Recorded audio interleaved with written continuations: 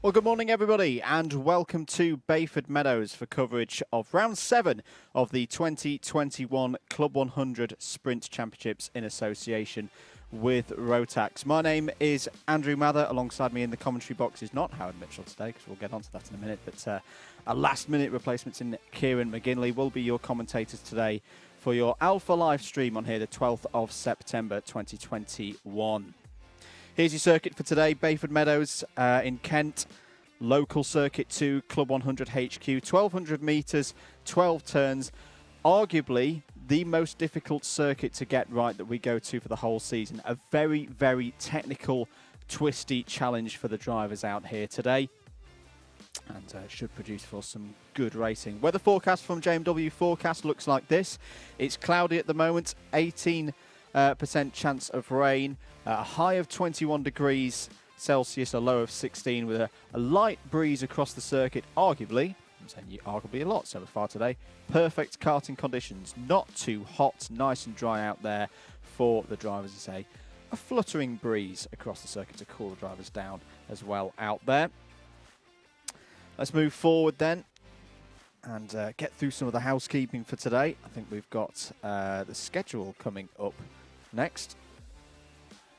Oh, we haven't got the schedules coming up, but we'll run through that. It's the same format as we've had previously, so for those who are here for the first time, each driver out there today will compete in 3 heats, starting 1 from the front, 1 from the middle, 1 from the back. There'll be 12 heats in all, so basically a driver races once every 4 heats. Drivers will then race through, scoring points in each of those heats and either get into a C, B or A final. Those will be later on today. The big points being available in the A final and opportunities from the C and B finals to repecharge up into the next race to get some more points. Heavyweights will run first this morning, so if you are tuning in for the lightweights, you are very, very welcome. And by all means, do stay with us here on Alpha Live.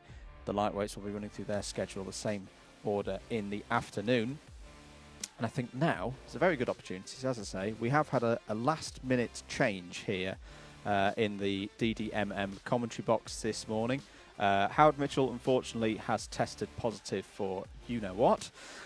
So Kieran McGinley joins me in the commentary box here at Bayford Meadows. Kieran, welcome to Club 100. Thank you very much. Good morning, everybody. Hopefully you're having a great day. It looks pretty good out there. Yeah, a couple of clouds in the sky, but as you said, pretty much perfect conditions to go racing. So I'm really looking forward to seeing this quick fire action. And yeah, as you say, bit last minute, but wouldn't have it any other way, honestly. Absolutely. We've had a test session this morning for the folks wanting a bit more extra track time. Miguel Hall was fastest in the practice session this morning with a 51.176. Anwar Barul Smith was second fastest. Leon Dupreez was third.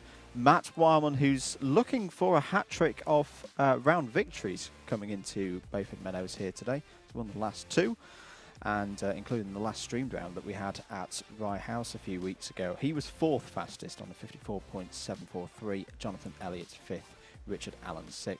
I will put the advisory in though, we do not know what weight any of those drivers were running, so some of them could be running slightly under weight that they need to hit for this heavyweights class. Bayford Meadows, great facility here, as I say, local to Club 100 HQ, which is a stone's throw away from the circuit.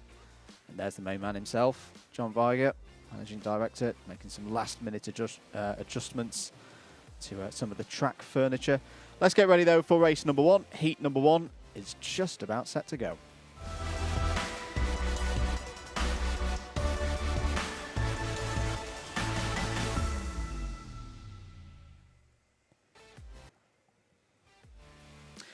So let's have a look at the grid for this first heat of the day in the heavyweight and super heavyweight sprints. Adam Wright will be on pole position. Alongside him on the front row will be Rd.7.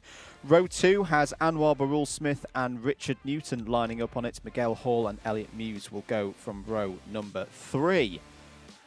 Steve Lindley and Alex Pritchard will battle away from row number 4. Dave Pethers and Darryl Lowe, great to have Darryl back, start on row number 5. Kieran Chigsey and Samuel Bensley are on row 6.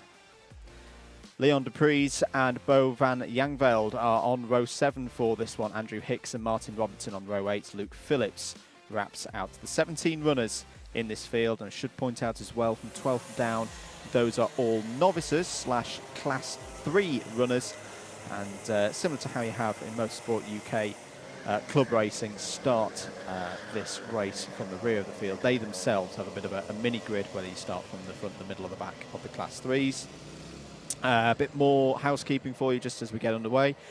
On our timing, live.alphatiming.co.uk /club100, you will be able to see yellow number boarded drivers are class 1s. They are our premier drivers in this heavyweights competition. Blue for C2. And you'll see super heavyweight drivers denoted with a SHW as well out there. So that's just to explain what all of that is about. Here we're having a look at the last corner. A very tricky section here to get the braking right. There's a big curve on the inside. We'll see a couple of the drivers hopping over, I'm sure, across the course of the day. But then you want to focus on getting a good run out of that corner down the pit straight. Kieran, your experience of this circuit in years gone by? I think I've done a lot of hire karting, but I have been out in these karts before. I had a different circuit, mine, but I know the physical challenges. As you said, it's a pretty technical circuit, so there's a lot of slowing the kart down, and losing that momentum is really, it really goes against everything you learn in karting. Scrub off the least amount of momentum possible, whereas here you've got a couple of hairpins, and as we saw into that final corner, a rise up into this tight right-hander and back onto the power as you go downhill. So there's almost a bit of a pit of your stomach feeling as you try and get the line there. But it's a great track, and I know we're going to see some fantastic racing today. I was having a brief chat with Nicky Richardson just before we did endurance yesterday. It was the first time we've done an endurance race around this circuit for a good few years. And he said that the key around this circuit is being consistent. It's one of those circuits that's very easy to overdrive. And you can see the grid forming up now, just cutting through the cut-through, as they're perfectly allowed to do. And this first grid of the day, Adam Bright, kart number 3 there in the blue and white suit, will take this race from pole position. RD.7 there, number 19, and Marlborough Smith has looked in decent form so far this weekend. Had the endurance race, as I say, yesterday, and the Sprint 60 competition yesterday afternoon as well. A couple of stragglers off towards the back, but I do think we are about to go. Watch out for that pace kart. Off it pulls. Away we go then for the start of racing here today at Bayford Meadows for round 7 of the Super Heavyweight and Heavyweight Championship. Brilliant start for Adam Wright into turn 1. Very tricky to get everybody through turn 1, but they've just about done it. Anwar Barul Smith is already up to 2nd place, and Miguel Hall, who we mentioned was fastest in practice this morning, is already up to 3rd.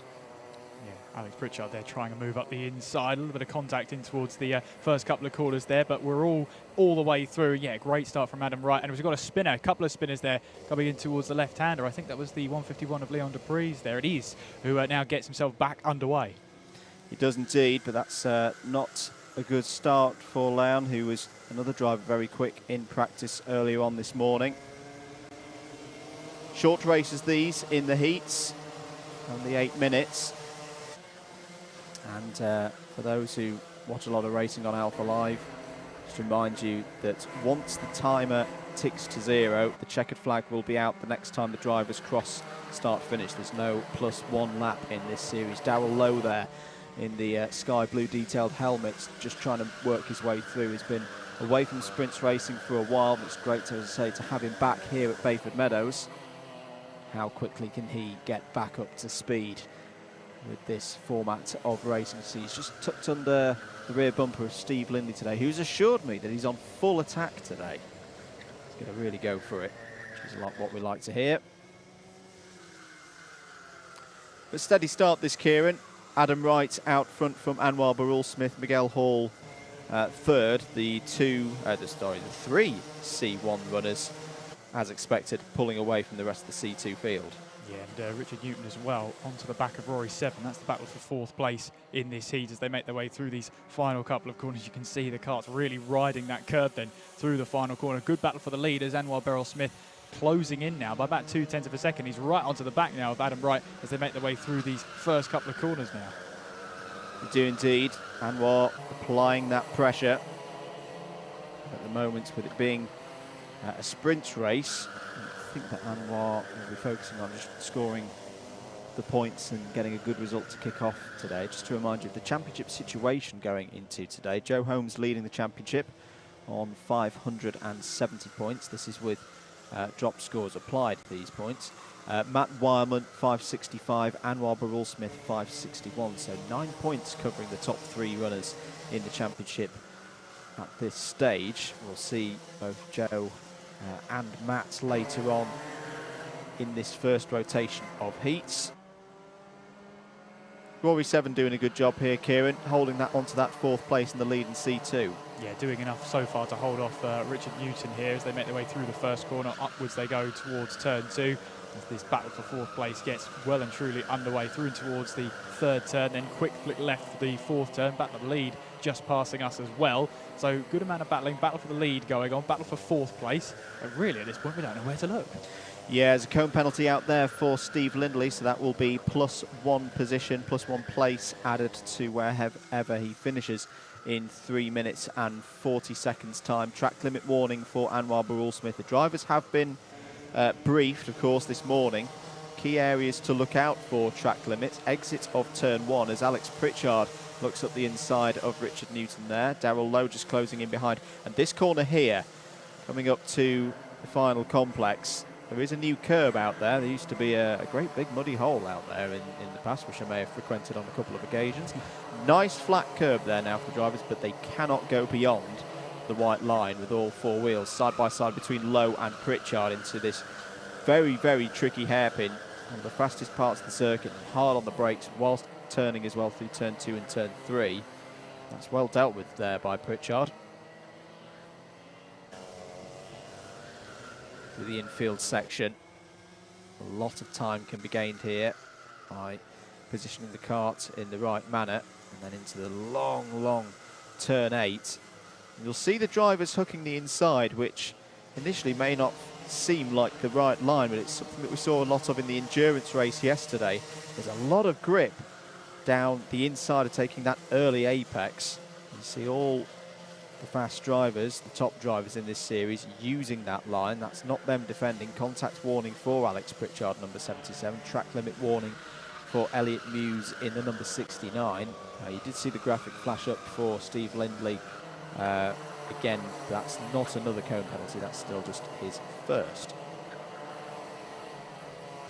And looks like Adam Wright's just about doing enough here to keep that lead as we focus here on Pritchard here on the 115, trying to make their way through. That's Darrell Lowe trying to find a way through, but Steve Lindsay's not going to make that easy. A little bit of contact between them as they sort themselves out now, and Steve Lindley now goes up into 7th place and now has a chance to try and chase down that kart ahead in Alex Pritchard. Yeah, there was a little gap there for Steve Lindley to cut through, and he took the opportunity. Yellow flag out coming through at turn 11. I suspect that's just for a bit of cone replacement or tyre replacement.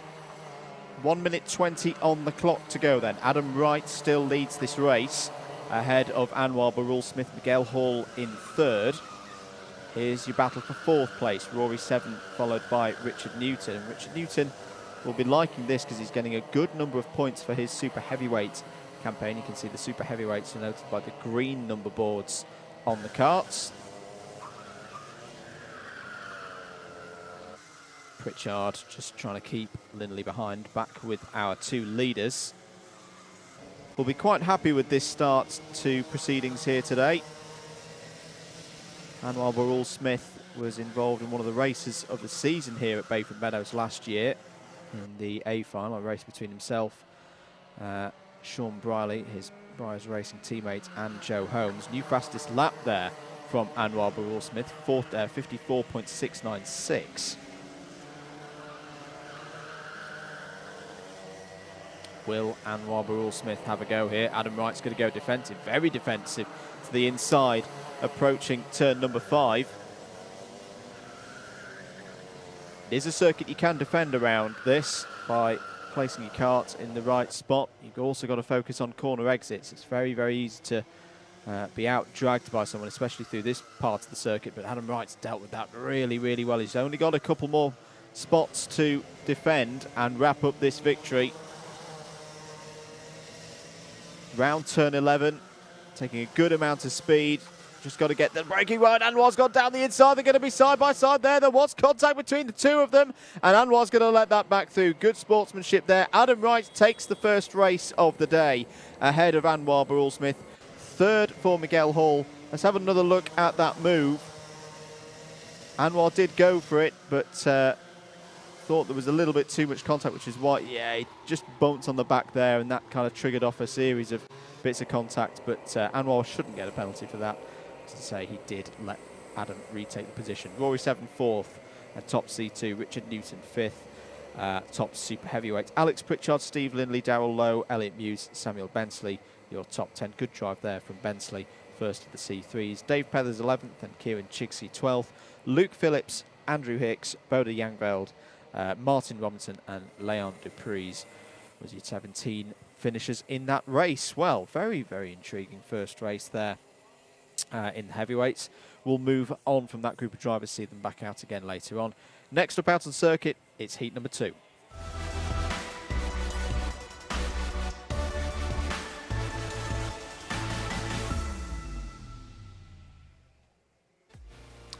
Drivers heading out for heat number 2 then, and the short number of practice laps that they have before this one. Let's have a look at the grid. First race of the day for all of these drivers. Jason Bear has pole position. Ben Benewith alongside on the front row. George Boothby has had to withdraw today, so we want to take his slot on the second row of the grid. Richard Masterson is there though. Joe Holmes and Craig Brown are due to be on row number 3. Jordan Salter and Tom Fuller row 4. Richard Lavender and Bill Taylor on row 5. Oliver Moss and Elliot Garnett on row 6. Jason Small and Daniel Hollenshed on row 7. Max Jameson and David Wilson row 8. Jaden Cadogan lines up on the 9th row of the grid. 16 runners in the end for this one. And a big opportunity for our C1s here. 3 of them in this race. Holmes, Craig Brown and Oliver Moss. Let's catch up with some of your comments. Good morning to, in fact, no, not good morning, good evening to Michael Burke, who's watching from Bathurst in Australia. It's currently 7:15 in the evening there down under. A great part of the world, Bathurst. And a few comments about Mr. Mitchell. He's relatively okay. He has got very mild symptoms at worst, but such is the way. He has tested positive, so he is in Rona jail. Hopefully he will be back for Llandau. We'll wait and see on that one. Yes. Kieran, what did you make of that first race? It was a good first race, wasn't it? And you know, that was Barrell-Smith thinking about a move up the inside, going into the final corner, leaving it as late as possible, but just caught that little bit of a contact on the back of the leader, going in towards the final corner and backed off. Let the race win go. So that was good sportsmanship in the end. But yeah, just tried to make it work, leave it as late as possible, but didn't quite work his way. So same format's coming up for this second heat of the day. Formation laps going on. This will be mainly for any drivers who weren't out in the practice session earlier on this morning. First chance for them to get acclimatised with this circuit. Having said that though, 3 laps is a lot to get acclimatised with this circuit in particular, as I say, with it being so tricky and so many different types of corner around this circuit as well. You've got your slow, hard braking hairpins such as turn 3, and you've got your flowing corners where you've got to be very precise with your steering and throttle application through 5, 6 and 7 through to corners such as this one here, turn 11, where you are just flat out trying to carry as much speed, use the tyres to good effect. So there you see 2 of the favourites, I'd say, for this race. Joe Holmes in the white suit, Craig Brown in the black suit with the hooped helmet. Craig Brown, very impressive recently in our DDMM Club 100 iRacing Championship in a round that we recently had at Spa. Enjoy your sim racing and you enjoy your Club 100. The next few weeks we've got midweek esports each week on the DDMM channel. Let's crack on though with heat number 2 though. Away we go then. Jason Bear on the left of your screen, number 25, starts this race from pole position. That's a perfect way to pull away from pole position. Will lead as they go down to the braking zone for the first time in this one. There's the number 29 of Richard Masterson, who's had a good start. Craig Brown trying to force his way there through. Tom Fuller's involved as well in the 153, but that's a solid start from Jason Bear. This is a good opportunity for him to get some big points on the board. Yeah, he needs to try and gallop away as quickly as possible now. Spinner in the background, covered by those yellow flags, but nice start there from Jason Bear. He leads the way, and Joe Holmes in second place, looking to try and quickly take that race lead away. Richard Masterson rounding off the top 3 in this first lap as they make their way through the 8th and 9th turns. They do indeed, all sorting themselves out into a train. I can see, I think that was Elliot Garnett getting involved in the number 86. So end of lap number 1 then. Jason Bear leads, but Joe Holmes rapidly closing him down, dives to the inside through turn 1. Did Joe Holmes get that move done? Yes, he did. So Joe Holmes to the lead, the reigning champion, the championship leader. Down the inside comes Craig Brown, going for 3rd place. And Block Pass makes that work, gets another spot.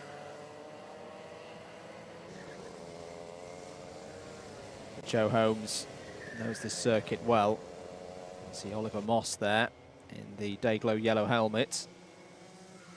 How's he running at the moment? I think he's about in 6th place. Tries to go to the inside of Jordan Salter there in number 42. Masterson has run wide as well, but he's able to recover. He's got the inside line for the next couple of turns, but Oliver Moss working his way through the order. Just to remind myself of what Oliver's situation in the championship is. He's 12th in points at the moment. He's been improving across the course of the season. Down the inside now of Masterson, going for 4th place, and he should get that one, Kieran, off of turn 1. Yeah, it does favour you if you've got the inside line, and yes, he has moved up a position, and so Oliver Moss now into 4th place. But I tell you what, Masterson's not going to let that one go without a fight. They make their way out of turn 4. Onwards they go towards turn 5. We're going too wide in towards 5. Then that's Jordan Salter getting a move up the inside. He now inherits a position. And they've also got to watch out for Richard Lavender in that 162 behind. The more they battle, of course, the more momentum they'll lose. And they'll just put themselves into a position where they could be overtaken. But a good move there from all involved. Good battling as well. 3rd appearance of the season for Richard Lavender. So he's currently a little way down in the order. His best result so far this season is a 4th in one of the heats. So he's been consistent and been a player in previous rounds. Couple of contact warnings there coming in for David Wilson in the number 85 and Richard Masterson in the number 29. I think there has also been a penalty for Bill Taylor, number 144, for forcing another driver wide. So that's forcing a driver out beyond the track limits. So just about at the halfway point of this race. 3 minutes and 20 seconds gone, 3 minutes and 40 to go. The race calming down now. Joe Holmes doing what Joe Holmes does. 1.6 seconds clear of Jason Bear now, 54.928. Not the fastest lap we've seen so far today. There were some mid-54s in the first heat, but that won't be worrying Joe too much at the moment. He'll just be pacing himself through this race. Battle for 2nd place. Craig Brown trying to get past Jason Bear there. Track limit warning has come in for Brown. Brown now down the inside. Can he get the move done? He should get the move done into turn number 3. And simple as you like, Craig Brown up another position. Nice move then up into 2nd place. Had to go side by side for a while there, but got the move done, completed towards turns 2 and 3. That's going to put Jason Bear now down into 3rd place, but he might come under pressure very shortly from the number 7 of Oliver Moss behind. He's not giving up on this 2nd place battle though, as they make their way in through turn 8. Yeah, tenacious battler is Jason Bear. Did a good amount of running yesterday. So he's got himself tuned in with the circuit. The conditions fairly equal to what we had yesterday, maybe a little bit warmer by a degree or 2 than it was in the endurance race 24 hours ago. Oliver Moss now looking for a move down the inside, trying to switch this way and that, back around Jason Bear, but Jason Bear's defended that fairly well by just having good speed off the last corner. Here comes Jordan Salter as well. Oliver Moss down the inside into turn 3. That was a very good move, a late dart to the inside there. He was indeed, and Jason Bear, I mean, he tried to defend that inside line, but slowed the car a little bit too much down, and one thing you don't want to do with Oliver Moss is give him an opportunity, because he will take it. He moves now up into 3rd place, rounding off the top 3. Now Jordan Salter might have a chance here to try and battle away for 4th place. He looks up the inside now, coming in towards turn 8, grabs that inside line and gets the position done, and you can see a smack of the steering wheel there from Jason Bear. He knows he's lost out on that one. He has indeed, unfortunately. Good driver at the moment. Just want to note in class number 3, Daniel Hollenshed is up to 9th place, is ahead of Ben Bennyworth, a very experienced driver. So good stuff there from Hollenshed in the 1-2-7. Track limit warnings coming in for a couple of drivers. Craig Brown's on his 2nd, so needs to be careful that he doesn't pick up another one of those, because that will start turning into place deductions. But just over a minute to go here. 3.3 seconds now the lead for Joe Holmes, who is, by Joe Holmes' pace, I think just cruising at the moment. 55.0. He was in the 54.8s earlier on in this race, but knows he doesn't need to push, doesn't need to take out too much energy at this stage of the race. Yeah, all he needs to do is just make sure he gets that win, gets those heat points, and that'll help him towards the final later on in terms of grid position. It's not often you don't see him finish at the top of a standing in a heat or a final. Having said that, he's just put in a 54.6. Thank you, Joe. What do you know? What do you know, Andrew? Thank you, mate. Clearly taking it easy is Joe Holmes. So last lap board has been shown to Joe Holmes. There he is. 3.7 seconds now in the lead, and surely on his way to another Club 100 victory. Craig Brown there in 2nd place, looking fairly comfortable, has got a good gap to Oliver Moss behind, who's actually got more attentions coming from Jordan Salter. Jason Bear still holding on to 5th place there, ahead of the 2 Richards, Lavender and Masterson. Tom Fuller at the back of this train. Bill Taylor has got past Elliot Garnett for 10th place. Max Jameson has also hopped up into the top 10. Drivers setting personal bests up and down the order. Live on alphatime.co.uk/club100 for all the information. But here is another win for number 1. Joe Holmes takes his first heat of the day. Craig Brown, a good drive through there to 2nd place. Oliver Moss 3rd. 4th and winner of the C2s was Jordan Salter. Jason Bear in 5th. Richard Lavender, Richard Masterson. Tom Fuller, the rest of your C2s in the top 10. 2 C3s in the top 10. Daniel Hollenshed and Max Jameson. Ben Bennyworth was your top super heavyweight in that race, followed in by Jaden Cadogan, Bill Taylor, Elliot Garnett, David Wilson and Jason Small. There we go. Heat 2 is in the books, and the field will come round and head into pit lane. We're going to move on to heat number 3.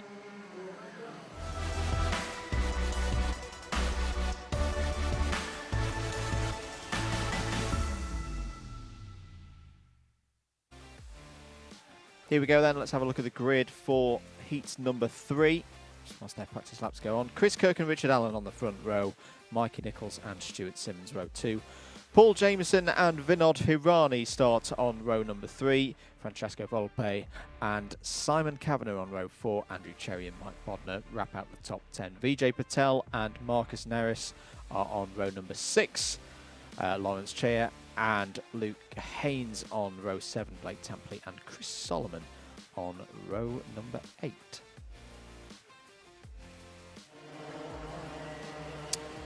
It's been a long weekend already for some of our Club 100 staff here today, don't worry. There's only the small matter of 12 plus 3 plus 3, 18. It's all right, we've only got 28 races to go.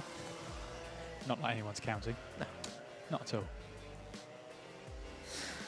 So getting ready for heat number 3 then. Once again, all of these drivers out for the first time in racing capacities today. 14 drivers I can see registering on timing, so I think we've got a couple of people who haven't taken to the grid on this one. Good morning to Chris Simpson. Just tuning in from an English breakfast before writing the endurance report for yesterday. Does Andy have a quote on the DDMM Barnstormers? It hurts. It hurts doing solo endurance races. I don't recommend it to anybody. That's why my pace was a bit slow. The guy who did the first hour was doing all right. The guy in the second hour, he was rubbish. Although they weren't the same person. No. There you go. I was changed halfway through that You're race. a changed man Yeah. halfway through. But I the don't think I endurance. was a man at the end of it. I was just a blob of mess of what was flesh and bones. There was no soul in there anymore. The soul had completely left.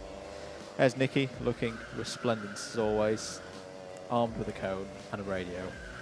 Drivers beware. It's a warning, isn't it, that cone?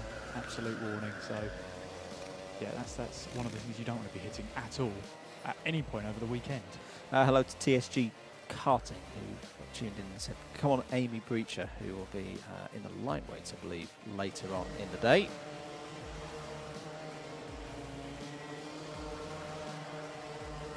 Pace kart ready and primed to head out and bring this race into control. Before it starts, the formation lap's just completing now. There's 3 in the books for most of them. Howard's in the chat as well, as I say. He's bearing up good, folks. He will make a full recovery and be back on DDMM duties very soon. And Steve Hicks is here as well. At least we don't have to isolate after iRacing on Wednesday. Don't think it can be transmitted online. No, it cannot. Thank goodness for virtual commons boxes. Anyway, heat number 3 will be with us here. Chris Kirk, as a reminder, is your pole position holder in kart number 56. Richard Allen will be P number 2. And somebody has had a problem there and has come to a halt, so there may be a short, I think it's Kavanagh, I think it's Simon Kavanagh. False start flag is out. So there you see Chris Kirk in the black suit and the red helmet. Will be your pole position holder. Richard Allen, another driver who got a lot of running in yesterday in both formats held on a Saturday. And only one C1 driver in this race, which is, well, the driver that we've seen there. Well, no, not the driver that we've seen there. That was another. Stuart Simmons, who's the only C1 runner. As I say, Simon Kavanagh should be able to, I think, get back to pit lane, get a kart replacement, and get back out for this race. Keep comments coming in. And if you haven't subscribed to the Alpha Live YouTube channel already and wouldn't mind doing so, that would be absolutely fantastic for us here. We are broadcasting on Facebook pages today as well. Club 100's Facebook page, the Double Dash Motorsport Media Facebook page, and Karting Magazine as well. So good morning to all of our viewers on those pages.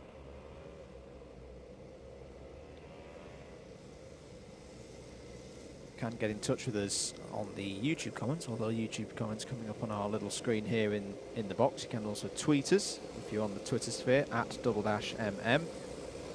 Let us know who you're supporting here today at Bayford Meadows.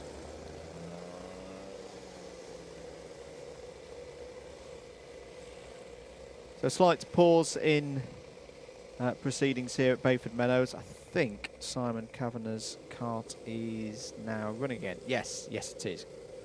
So we should be good to get racing here then for heat number 3. Chris Kirk on the right-hand side of your screen at the moment, just behind the pace karts. Richard Allen on the left. That'll switch around in a moment. There it is. Away we go then for heat number 3. Very, very close at the initial point away from the cone. Big start from Mikey Nichols there.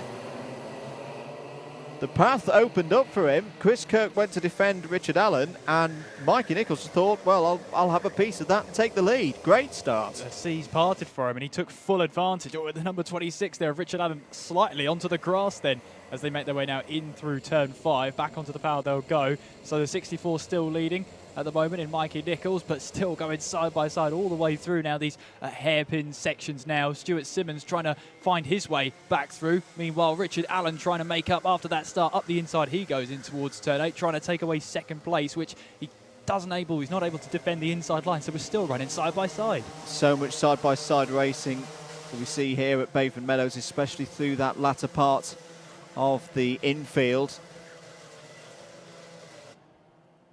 But across at the end of lap 1, Mikey Nichols is your leader. Stuart Simmons is up to second place. Richard Allen, Simon Kavanagh, after those dramas on the formation, up to 4th place. But here comes Richard Allen down the inside and very much takes that position away from Stuart Simmons, assertive in the braking zone there. Yeah, Stuart Simmons ran a little bit wide in towards turn 1, left him vulnerable in towards turn 2, and that's Richard Allen taking full advantage of that one. Simon Kavanagh tried to find his way through, couldn't quite do it. Yeah, unfortunately though, he's got a penalty for loading at the start, so the officials not happy with the way that the number 17 went into turn 1 there and through the initial parts of the first lap. And he's been adjudged to be the one at fault for the bits of contact there at the start of this third heat of the day. Mikey Nichols, this is a great start for Mikey. He's got a bit of a gap now of more than a second. Can Richard Allen and Stuart Simmons close him down? This will be a big question, but as long as there's a battle going on for second place in this race, he might have a chance of keeping on, extending his lead at the top. At the moment, it's Richard Allen in second place, Stuart Simmons in third. Then it's Simon Kavanagh currently in 4th place. Of course, as you mentioned, he's got that penalty for loading at the start of the race, so he will be dropping down the order. Nevertheless, that's not going to stop him from battling for positions out on track at least. Just having a look through Mikey's record for 2021 so far, he has taken a race victory so far, which was in this very spot in the previous round of the competition. It was Ella Park that was the scene of round number 6. So can Mikey Nichols take a second heats victory of the season so far? 4 minutes to go. And the pace is good. Mikey Nichols 55.2 last time around. Allen and Simmons in the 55.3, so he's pulling that gap out. He is, and Simmons knows he has to try and get past Richard Allen here. If he's got any chance of trying to catch Mikey Nichols towards the end of the race, he might try a move here, trying a different line through each and every corner at the moment, trying to find some way through. But I'll tell you what, Richard Allen is doing really well at defending out of turn 7. Up they go towards turn 8. Allen goes defensive in towards 8 there. No way through for Simmons once again, as they now size their way up through turn 9. Drawing the car through that long right-hander of 10, through 11 they go. Is there a move on up and towards turn 12? Not this time around, but I'll tell you what, Simmons very close to him onto the start-finish straight. A couple of moves further down the order to report in. Andrew Cherry is up to 9th place. Marcus Neris has followed through as well, the top C3 at the moment in this race. They've both got past Paul Jameson, and Blake Templey has now got past Paul Jameson as well. So that's all from 9th place down to 12th. Down the inside goes Simmons. Can he get it stopped? Can he hold on to P2? He may. No, just overruns a little bit, and Allen's able to retake the position. I just wonder here, Kieran, if these two drivers already conceded defeat to Mikey Nichols in this third heat of the day. They're just battling for second place now. Well, they're definitely not working together now. This is a battle for second place through and through now, as Richard Allen is doing everything he can to keep a hold of second place. Stuart Simmons can't find a way through yet. Through 11 they will go, and there is a contact warning for Richard Allen there as they make their way through this final complex on towards the start-finish straight. Is there a chance? I don't think Simmons is close enough this time around, but turn 1 is so important off through here. You can't afford to scrub off any momentum because it opens you up to being vulnerable through turns 2, then through turn 3, but still holding on there. Simon Kavanagh in 4th place, but Francesco Volpe in 5th will look to try and get that position at least out on track. Changing the lead for super heavyweight Andrew Cherry ahead of Vinod Hirani. Marcus Neris has had a contact warning. Chris Simpson chimes in and said, Richard Allen, pound for pound, the fastest driver in Club 100, or so they say. Well, he was Club Driver of the Year in 2019. In fact, I think that Simmons is now ahead of Allen now for second place. I saw them go through. I have to confirm that though, whether that's my eyesight. It is, yes. So Simmons now up into second place, past Richard Allen. So Simmons now, well, he's got 1 minute 20 plus the remaining lap left to close in 2.4 seconds. Yep, and that is quite a task around this circuit. Not a huge effect from slipstreams, not as much as say other circuits that we go to, such as Clay Pigeon or Wilton Mill to those extents. But yeah, I don't think that 2.4 gap is going to be something that Stuart Simmons can close in here, especially now he's on his own. 46 seconds on the clock to go. Volpe trying to go down the inside of Kavanagh there. Kavanagh will have the inside line for the next couple of corners. Shuts the door there on Volpe. But Francesco Volpe has made quite an impression on this championship so far this season. Relatively new to Club 100 racing. Definitely likes an overtake. He's a brave driver. Last lap board is out then. Mikey Nichols in control of this race. 2.3 seconds is the lead. Kavanagh goes defensive there on Volpe, and it's encouraging Mike Bodner in. So here's a good mix of youth and experience. Volpe looks half down the inside again. Not really anything going there into turns 6 and 7. I mentioned Volpe is one of the less experienced Club 100 drivers. Mike Bodner, one of the most experienced Club 100 drivers now. Been in this championship for a good many years. But Mikey Nichols closing in now on the checkered flag. It's going to be a second victory of the season for the driver in the number 64. Mikey Nichols takes heat number 3, a very good victory for him. Stuart Simmons second, Richard Allen in third. Kavanagh, Volpe, Bodner is your top 6. Chris Kirk in 7th. Andrew Cherry, top super heavyweight there in the number 23.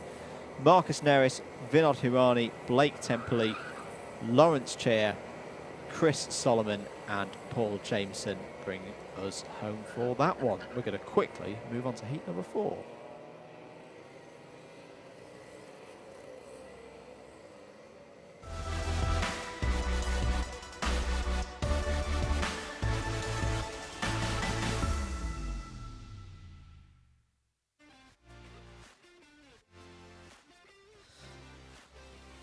Let's have a look at the grid then for heat number 4. These drivers heading out on circuit for the first time today. Last group of them in the heavyweights. Jonathan Elliott has pole position. Chris Dixon alongside him on the front row. Chris Alcock and Lee Henderson on row 2. Paul Williams and Steve Bosley on row 3. Jack Bolton and Lewis Ridd on row 4. Matt Wildman going for a hat-trick of round victories here today. Starts the day on row 5 alongside Anthony Ridd, Russell Taylor and one of our ABkC champions, Joel Arguelles, starts there on row number 6. And first of the Class 3s as well, Andrew Berry and Matthew Batter on row 7. Bradley Porter on his own on row number 8. So yes, we'll be keeping an eye on Joel Arguelles, racing in the C3 category. This is his highest grid start for the 3 heats that he's in today, heats 4, 6 and 9, but has qualified for this championship through winning in the British Indoor Karting Championships, run by fantastic guys at Team Sports, sponsored by Club 100 in association with ROTAX. So keep an eye on the number 15. Thank you, keep your comments coming in. Good morning to Chris Morgan. It says Bailey Morgan will be Iron Manning next week at Llandau for the endurance in readiness for next season. Best of luck. However, I will say Bailey is a young, far more energetic, far less fat individual than me.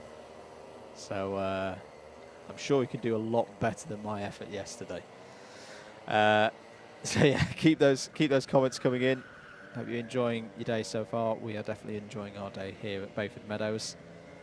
3 really good first heats, first group of heats so far. Hopefully this 4th heat can finish off the first rotation in similar or even better fashion. And should be a fairly competitive race as well. 5 Class 1 runners in this race. Chris Alcock, Matt Wildman, Chris Dixon, Jack Bolton and Lewis Ridd. Good morning to Max O'Shaughnessy. He's asking who's racing at the moment. It's heavyweights at the moment, Max. Lightweights will be out for this afternoon. See Sam Dimolo just replacing the tyres there after someone clouted them through on the warm-up laps. Who was it? It was the number 82 of Jack Bolton who misplaced the tyres there. Just testing those limits. Yeah, just making sure that That's what those laps are there for, aren't they? Sam's on the ball. Just make the mark. Indeed. Sam's son, Elliot, going to give a shout out to, sponsored by Club 100 in his Honda Cadet efforts. He's been racing very well so far this season.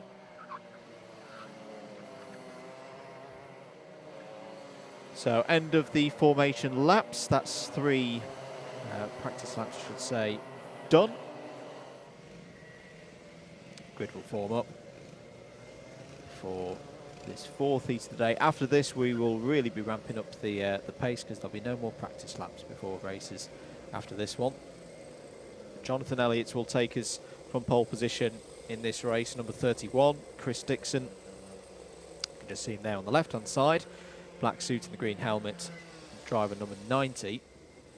He will very much be looking to get into and out of turn 1 ahead of Chris Alcock. Now, Chris Alcock, regular viewers will notice that he has switched. He was a lightweight driver until recently. He's now having a go here in the heavyweights. We are good to go then for heat number 4. Last race of this first rotation for the heavyweights and the super heavyweights. Green light illuminated and away we go. Jonathan Elliott gets a really good start there and will sweep into turn 1 in the lead. Paul Williams already trying to fight through in the light grey suit and grey helmet there. Looks like he's gained a couple of positions off the start. And Chris Alcock, crucially, has got ahead of Chris Dixon. 3 wide, nearly 4 wide as they go through turn number 3. Somehow they've just about got through all of that. I think Lee Henderson, though, has been shuffled down the pack a little bit there. The super heavyweight. Contact warning for Matt Wildman already here on the first lap. Trying to keep an eye on number 15, Joel Arguelles, and how the BIKC champion has started.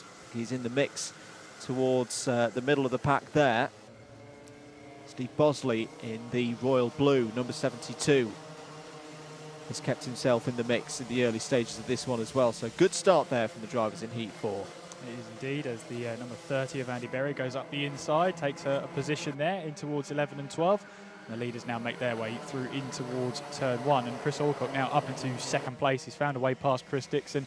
Up they go towards turn 2 once again. And now Chris Alcock will have his eyes firmly set on the battle for the lead. And number 31, Jonathan Elliott, right up ahead. Battle for 4th place as well, as the 72 of Steve Bosley fancies his chances past the 65 of Paul Williams, but no way through that time around. He might try and move up the inside here. Steve Bosley going for a move in towards turn 8. Then we make our way through in towards, sorry, that's turn 7. But they do get their way through. And that's the number 70 of Matt Wildman, taking full advantage of this battle, moving himself up a place. Yeah, big move there from Big Boss. Very neatly done, using all of his experience. No stranger to the front of these heavyweight fields. We'll be looking to get into the A final at a minimum. But stretching away at the front now, Jonathan Elliott, 54.50. That is a rapid time. 54.641 on lap number 2. Jonathan Elliott's got some pace here today. Chris Alcock and Chris Dixon trying to work together now to close the leader down. And then that third group, that main group, headed up now by Matt Wildman, has got through into 4th place ahead of Steve Bosley.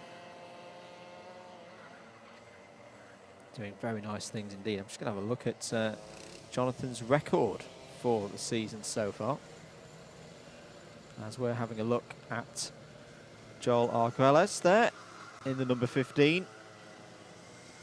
Raced very well in the BIKC this season. And it's great to have him here in Club 100 at Bayford Meadows for this sprints round. He's looking nice and smooth at the moment there, Kieran. Absolutely, and just making sure that it keeps it nice and clean, nice and tidy, trying to chase down the 91 of Bradley Porter up ahead as he makes his way on towards the start-finish straight, as Porter there gets slightly onto the grass, heading their way now in through turn 1, but keeping in touching distance of that 14th place battle. Jonathan Elliott has had a good smattering of heat victories so far this season. Had 2 of them at round number 5, but has never quite been able to hook everything up when it comes to a final. Maybe that'll change here today at Bayford Meadows, because he's looking in very, very good form at the moment. is Chris Alcock and Chris Dixon. Pace at the moment, 55.0 last time around as we're cutting to a battle here. This is Russell Taylor in the number 99. Lower reaches of the top 10 fighting there. Paul Williams, from memory, tends to run well round this place and is having a good battle here with Jack Bolton. Bolton down the inside, going for 6th place and has got through. He has indeed. He might have backed up the pack a bit because here comes Lewis Ridd up the inside. And that is Williams not happy about that. Paul Williams with the arm up in the air, not happy about that move at all. As now there's a squeeze going in towards turn 5 then. 2 drivers come together. One of them was Williams. I didn't quite catch who the other driver was there. Yeah, I think it's both of the Rids at the moment involved there, both Lewis and Anthony, and Russell Taylor as well. It's the number 68 of Anthony Ridd there. Trying to go down the inside of Paul Williams, gets the move done. There is a penalty though for Lewis Ridd. I think for that move going into turn 3, an ABC bump and pass, so that will be +4 positions for Lewis Ridd at the end of this race, and a penalty for Paul Williams as well. So it's that's a yellow card each, I think, for those drivers. Both of them will drop 4 positions at the end of this race. Apologies, Paul. I've rather commentary cursed you there in that last lap. 2 minutes to go then. A little bit of a shake of the head there from Chris Alcock. He's not happy at the moment with something out there. Maybe pushing a little bit hard to try and pull that 1.7 gap down. It's simply not falling at the moment. Yeah, and it means it's a good drive from Jonathan Elliott because he's been putting in great lap after great lap and just slowly building up that lead. Meanwhile, Chris Dixon is making life difficult here for Chris Alcock as they make their way through this closing stages of the lap. Then they make their way flying through turn 11. Onwards they go towards turn 12. Just under 2 minutes left on the clock then through the final corner. Track limit warning for Chris Alcock there in the number 160 as the battle for second place makes its way through the first turn. Yeah, I did note that Chris ran a little bit wide out of turn number 7 and put all 4 wheels beyond the thick white line there that denotes the edge of the track. Change for 9th place. Russell Taylor is currently the top C3 runner, has got past Paul Williams. He's up to 9th place, so great stuff there from Russell in the number 99. Less than a minute on the clock. Matt Wildman coming into this race. He's fought his way through, and we should remember that this is the kind of thing that you need to do when you have your starting from the back race, as I like to call it. It's all about not damage limitation, as we say, but just trying to gain as many points and set yourself up. Take the pressure off for when you then start further up the order later on in the event. Last lap board out then. Jonathan Elliott trying to close in on another victory. 5th place for him in the points standings at the moment going into today.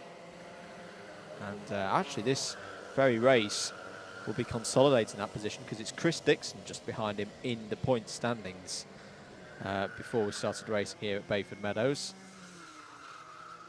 Chris Alcock not in championship challenging positions at the moment because he started the season in the lightweights. Matt Wildman very much in title contention, 2nd place in the championship at the moment. But Jonathan Elliott is going to come around the final couple of corners as Matt Wildman going down the inside of Chris Dixon. They're going for 3rd place, may have got it. But Jonathan Elliott takes a very impressive victory to start his day at Bayford Meadows. Chris Alcock 2nd, Matt Wildman 3rd on the line there. Chris Dixon 4th. Steve Bosley will be 5th. Jack Bolton, Anthony Ridd. In fact, there's all kinds of positions changing here. Anthony Ridd ahead of Lewis Ridd, Jack Bolton, Russell Taylor, Paul Williams is top 10.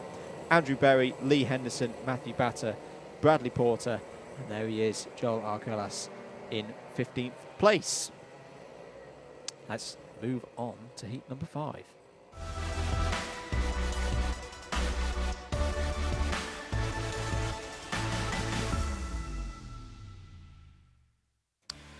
Quick run through the grid then for heat number 5. Darrell Lowe and Vijay Patel on row 1. Richard Lavender and Tom Fuller row 2. Ben Bennyworth and Anwar Burrell-Smith on row number 3. Mikey Nichols and Elliot Muse on row 4. Jordan Salter and Joe Holmes row 5. Paul Jameson and Jaden Callaghan row 6. That's all we've got time for because here we go, the start of the race. Darrell Lowe will lead us into turn number 1 for the first time. This is the 2nd appearance for all of these drivers. There's a spinner, it's Jaden Callaghan, the number 45. going around there. That's a real shame because that was his front of the C3 race start already gone. Anwar Barul-Smith and Joe Holmes already going toe-to-toe as we go into turn number 4. It already feels, Kieran, as if the pressure and the heat out there on circuit has just turned up a notch from that first set of races. Just turned up a wick, hasn't it, as we go straight into racing action. No time for practice, just straight into the racing action, as that's Barul-Smith then trying to move up the inside, then through turn 8, does get his way through as he makes his way through turn 9. Now he can try and challenge here for a top spot once again, as we see drivers getting very close then through these final couple of corners, as you would expect on the first lap of the race then. On their way now towards the start-finish straight, and they come up towards the line then, so it is Darrell Lowe leading the way ahead of Anwar Barul-Smith. Tom Fuller in third place with Joe Holmes in the number 1, rounding off our top 4 as they all make their way up towards turn 2. Joe Holmes looking for a move up the inside into third place. Meanwhile, there's a change of hand at the lead as well. Moves happening left, right and centre. Anwar Barul-Smith then taking the lead. Yeah, big move there from Anwar. Definitely aware of the presence of Joe Holmes, trying to get a bit of a gap, but already, look at that for a move. Joe Holmes slips into second place whilst Darrell Lowe was trying to fight back on Anwar. Joe Holmes doesn't need any bigger opportunity and invitation than that to take a position. And now these two drivers who've been at the head of this heavyweights competition over the last few seasons, I think we're going to get another big battle between the two of them here at Bayford Meadows. Yeah, if you haven't grabbed the popcorn already, grab it now as they now make their way through towards turn 12, back onto the start-finish straight. So Anwar Barul-Smith in the lead, ahead of Joe Holmes. It's Darrell Lowe in third, and then Tom Fuller in fourth place as the leaders make their way through the first turn. Onwards they go towards this series of right-handers through turn 2, then through turn 3. Always very difficult to try and slow the kart down as you're trying to exit out of turn 2. You'll normally see a little bit of opposite lock-in towards 3 there, just to make sure those karts slow down. Elliot Garnett has received a BAP penalty. So that'll be 4 positions for him. Mikey Nichols has had another good start. He's up to 7th place now in this race. Currently leading in class number 3, the novice class. Lawrence Chea has had a good start, is up into the top 10. Contact warning for Jordan Salter, currently sat in 8th place. End of lap number 3 then. Anwar Barul-Smith continues to lead ahead of Joe Holmes. What is the gap going to be? Well, Anwar was a touch quicker on that one, 54.7 from Anwar Barul-Smith. Joe Holmes has got a track limit warning as well with a 54.894. Darrell Lowe has had a track limit warning as well. They're in third place, currently leading the C2s. But working together, it would seem, quite nicely with Tom Fuller. This is a good opportunity for both drivers who I think were down around 6th, 7th place in their first heats. Big chance for them to move themselves up the order. Yeah, and an even better chance to get them a good starting position in their final. As we see now the leaders of this heat making their way through turns 8, then through the long right-handers, then of turn 9. Getting yourself on towards turn 10 as well. That short run towards 11. And Barul-Smith is doing well because he's hanging on and he's managing to try and extend that lead. Looks like it when it comes to the line. Let's see, it was 0.4 of a second last time around. It's extended to half a second now. So Barul-Smith with the fastest lap of the race as well, at 54.6, just slowly building that gap between himself and Joe Holmes. Yeah, it's a big statement so far from Anwar in this race. Mikey Nichols, and the progress he's making continues. He's up to 5th place now. Has got past Richard Lavender on that last lap. Jordan Salter trying to follow through. He's just got past Elliot Muse for 7th place.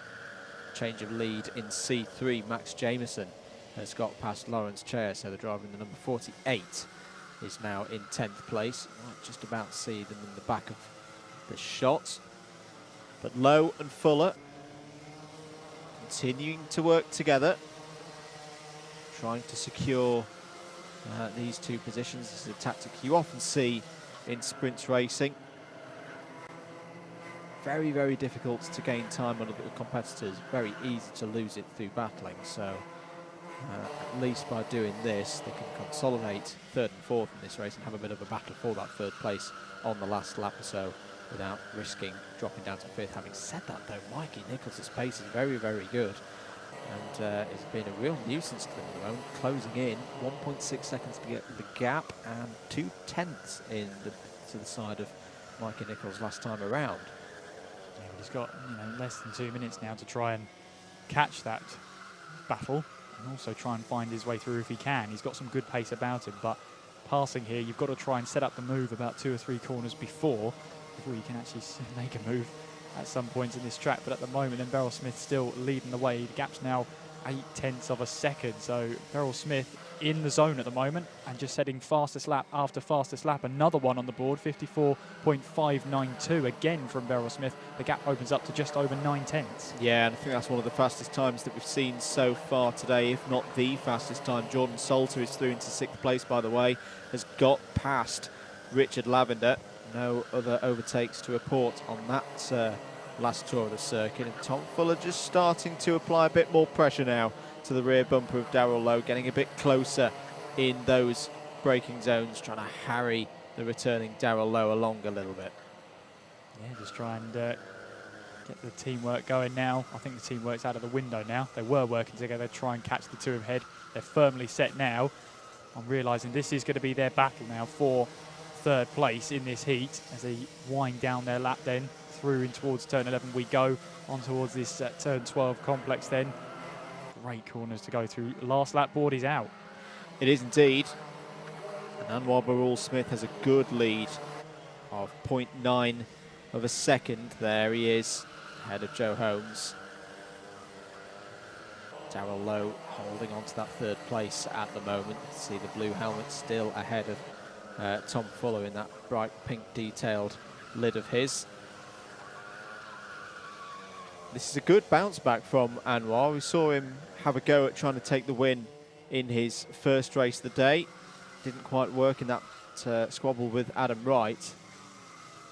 But I don't think he'll mind that with this result following up not just a victory, but getting a victory over Joe Holmes. Darrell Lowe still holding on to 3rd place. This is a really, really good race to see. But Anwar Barul Smith nearly did it in the first race. He's got it in the second race, and he likes that a lot. Anwar Barul Smith takes heat number 5. Joe Holmes 2nd. Darrell Lowe on the line 3rd. Tom Fuller 4th. Another good result for Mikey Nichols there in 5th. Jordan Salter, Richard Lavender, Elliot Muse, Ben Bennyworth and Max Jameson is the top 10. And that's all we're going to have time for because we've got to move on to heat number 6.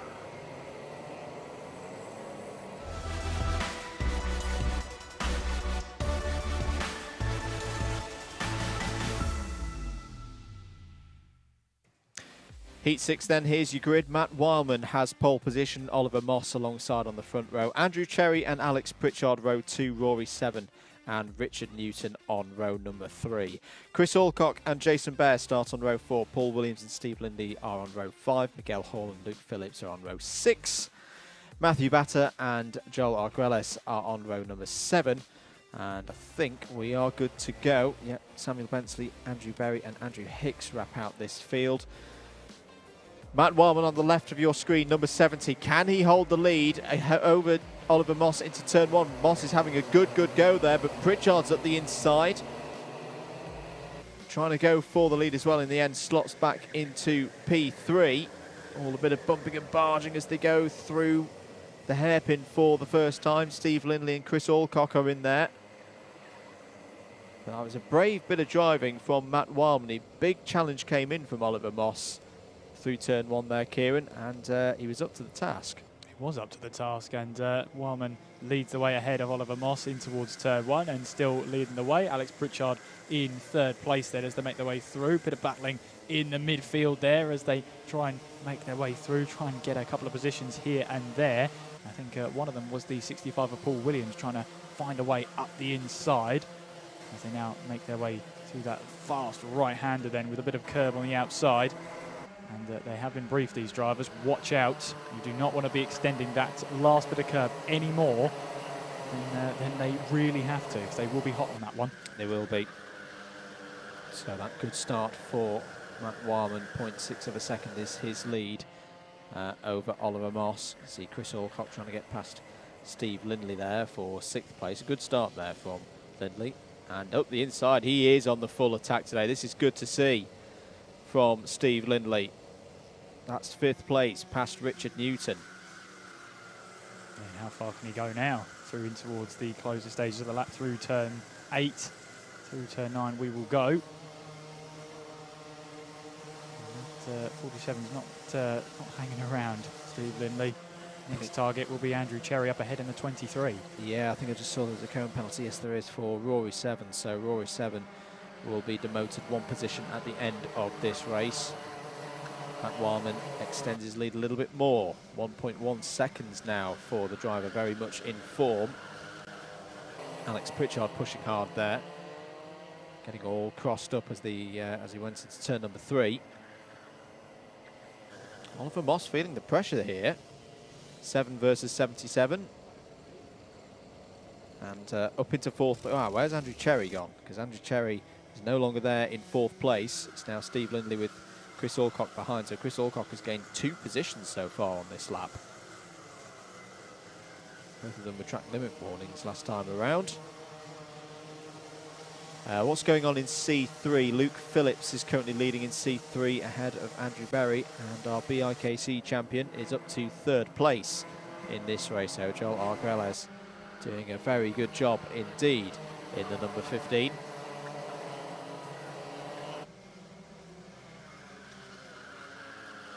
See there, Lindley looking back, he knows Alcock's there now, through in towards turn 3, then through turn 4. See who gets the better line then as they make their way through in towards turn 5. Lindley at the moment holding on to 4th place, but you can tell Chris Alcock just applying that pressure and seeing how Lindley reacts this battle for 4th place. Yeah, both of them on 2 track limit warnings though. So they're walking on a bit of a tightrope now as we approach the midway point of this race. Alex Pritchard and Chris Alcock, Applewood independent teammates in the endurance teams event, so that makes Lindley the meat and the sandwich at the moment between the 2 Applewood drivers. Good chance here for Chris Alcock to get a run into turn 1.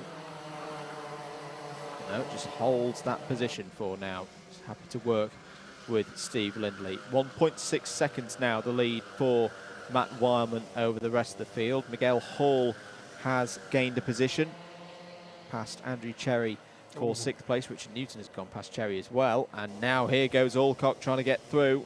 Can he get the move finished? Yes, he can. Chris Alcock up to 4th place. Yeah, he dived up the inside, but he got the move done, and now he's saying try and work together to get the others. Chris Alcock now into 4th place as Alex Pritchard there pushing hard, maybe slightly missing the apex through turn 8 there, but still trying to charge on and trying to challenge Moss for that 2nd place as they make their way through the final couple of corners. Yeah, time's on their side at the moment. The 2nd place for Alcock is still, I think, on the table here. 2 minutes and 15 seconds to go. I think maybe that the win's gone. 54.98 for Matt Wildman now. So 1.9 second lead almost. Don't think that's going to be closed down. But Oliver Moss is looking vulnerable. Being closed in now by Pritchard, and Alcock doing likewise to both of them. Yeah, Lindley also in that battle as well. So we've got 4 karts battling away for 2nd place in the closing stages of heat number 6, making our way now through in towards turn 8 before heading into turn 9. So Oliver Moss now, he's got to be careful, because if he does make a mistake, Alex Pritchard will be ready on the spot to try and take advantage through turn 11 there. A bit of fighting the kart then through 11 there. That's not normally a place you want to be losing the back end there. It's a very fast part of the circuit. Onto the start finish straight we will go. And Chris Alcock, fastest lap of the race, 54.7 from him in 4th place. Yeah, really good stuff from Chris. Some overtakes to tell you about. Paul Williams and Rd.7 have got past Andrew Cherry, so that's Williams up to 8th, 9th for 7. Jason Bear had issues earlier on, but is now fighting back through the C3s. Has got past both Matthew Batter and Samuel Bensley. He's up to 13th. Oliver Moss with a track limit warning there. It's also a curb warning for Rd.7 going out there. And they now make their way through towards turn 8. Pritchard really is right under the back of Moss then, making their way through turn 9, onwards through turn 10. Pritchard maybe sizing up a move here through turn 11. He's right on the back panel then, through in towards turn 12. And back onto the start finish straight then. He's really sizing up this move then, perhaps a move in towards turn 1. Where will Pritchard go there? He'll stick to the racing line. Oliver Moss hanging on for now. Through turn 1 they go. And surely an opportunity for Pritchard here to try a move, but he stays behind for now in towards turn 2. There's the move up the inside in towards turn 3. Bit of contact between them. Through in towards turn 4 we go, but Pritchard does get the move. He's now up into second. Last lap board is out for all of these drivers now. Matt Wildman just has to cruise around to take another victory on this rich reign of form that he's on at the moment. 2.2 seconds out from everybody else, but this battle still raging on for second place. Could be taken by, I'm still counting Steve Lindley in this, any of these 4 drivers as they come into the last couple of corners. Can Alex Pritchard hold on? Can Oliver Moss fight back? Can Chris Alcock gain a position or 2? Looks like it's going to be Pritchard, but Matt Wildman takes another victory here in Club 100. It's going to be second place to Alex Pritchard, third Oliver Moss, fourth Chris Alcock, fifth for Steve Lindley, sixth for Miguel Hall. Paul Williams finishes in 7th place. Richard Newton, Rd.7 and Andrew Cherry is the top 10. Jason Bear, 11th. Top C3 runner was Luke Phillips. Samuel Bensley, Andrew Berry, Matthew Batter, Joel Arguelles and Andrew Hicks completes the field. Well, that's half of the heats done. Coming up now, the next of the this second rotation, it'll be heat number 7.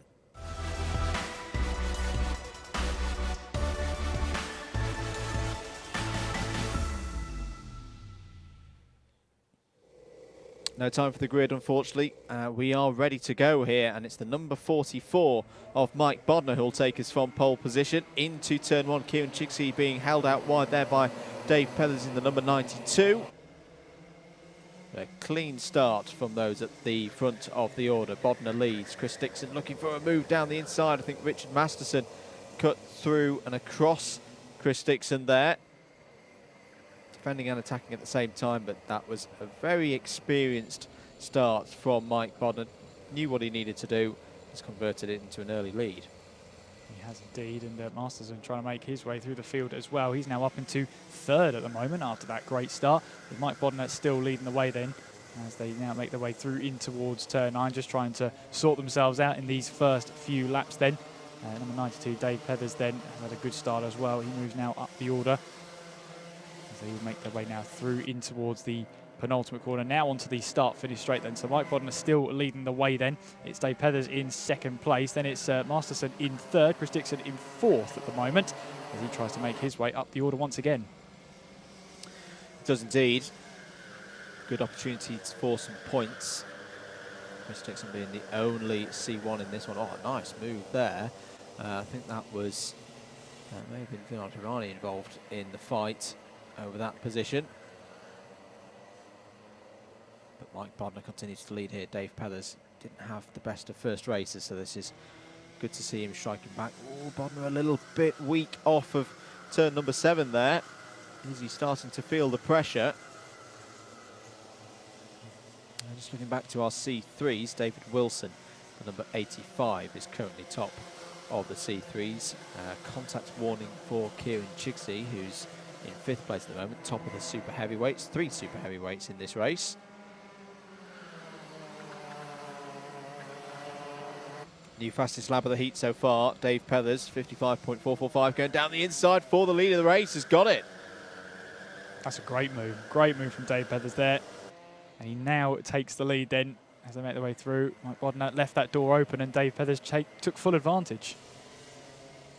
And you mentioned it earlier, Kieran, getting stopped for that you wanted to run quite wide initially, which can open it up as an overtaking spot, but especially when you're going down the inside, getting it stopped into that 3rd turn, it looks easy, but it's not, because you're braking and turning at the same time. I tell you, that move is a move of bravery then. That's a driver who is fully committed and knows how this kart stops, how it behaves under braking, and that's going to be taken full advantage by Dave Pethers then. Chris Dixon as well behind now into the top 3 as they make their way across the line once again. So Mike Bodner's going to be under a bit of pressure from Chris Dixon through turn 1. Onwards they go then up towards turn 2 as they file their way through in towards turn 3. That right-hander coming at you very quickly before the slight left of 4. Chris Dixon, quick look behind. No one too close to them. It's Masterson behind him as they make their way on towards that short stretch now. These next couple of corners. Dave Pethers has not had a race victory so far this season. His best result, he's had 2/3 through heats earlier in the season. In fact, they were both round 1 and round 2. So this is an opportunity for Dave Pethers to have his strongest result in quite a while. 4 minutes to go. Track limit warning for Bo van Jangveld. And another, that was a track limit warning this time for Kieran Chigsey. So it's 1 apiece for TLWs and contact warnings for the driver in the 107. Lee Henderson has just gained a position though, and in fact taken the lead in the super heavyweight, 7th place for Lee Henderson. Another driver who's got a good record around here. Oh, this is an off. That's a big off. That's 2 drivers. I think one of them is Vinod Hirani in the blue suit there.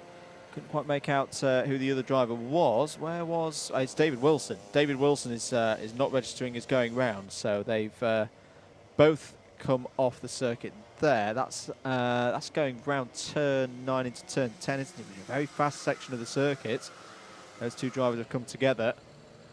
And you see Vinod Hirani, this is what you have to do when you're on the grass. You can't restart these carts from the grass as per the regulations.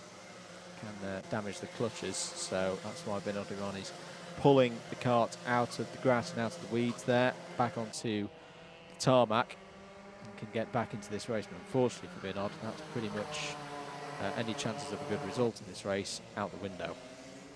And Chris Dixon up into 2nd place, and now trying to challenge Dave Pethers for the lead of heat number 7. Through turn 4 they go. He got a great run there, but Pethers defending the inside line in towards turn 5. Chris Dixon there sees the opening, gets a little bit of a switch back on. They're going to run side by side in towards turn 6.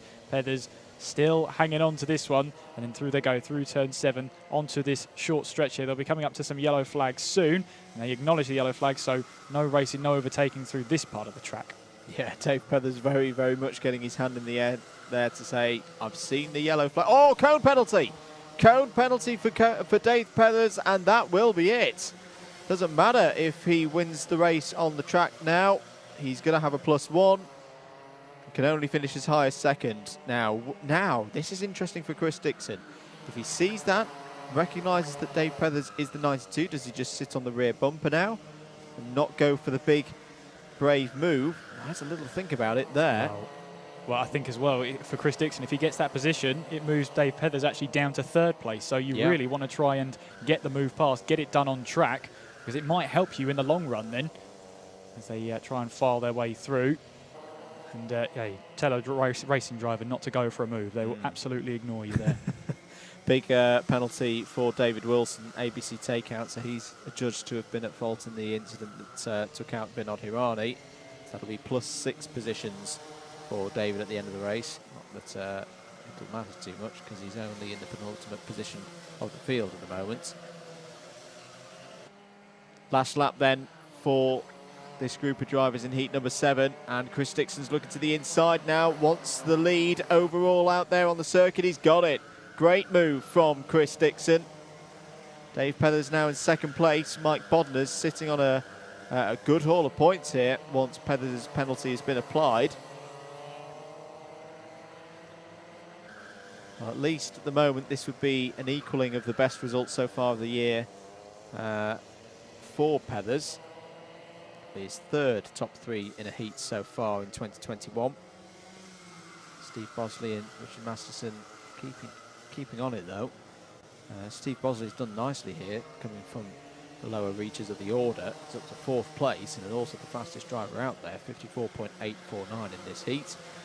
But Chris Dixon has had to work for this one. He's going to take a victory and maximum points from this heat. A solid run there, and he's looking good for the A final. Dave Pethers 2nd, but has a cone penalty.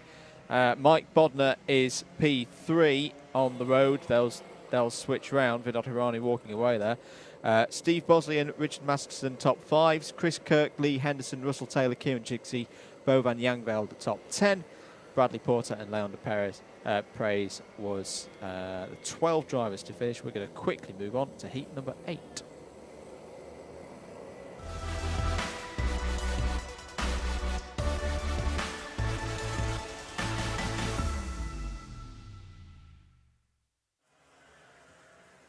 Here we go then. Bill Taylor and Anthony Ridd are on the front row for heat number 8. Lewis Ridd and Simon Kavanagh row 2. Richard Allen and Stuart Simmons are on row number 3. Adam Wright and Jonathan Elliott start on row 4. Craig Brown Francesco Volpe on the 5th row of the grid, Jack Bolton and Chris Solomon on row number 6.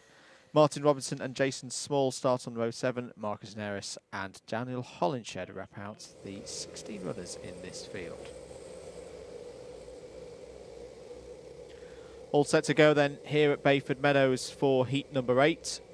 It's round 7 of the 2021 Heavyweight Sprints Championship here for Club 100. Away goes Bill Taylor, looking to hold that lead, but gets a little bit of encouragement from Lewis Ridd behind.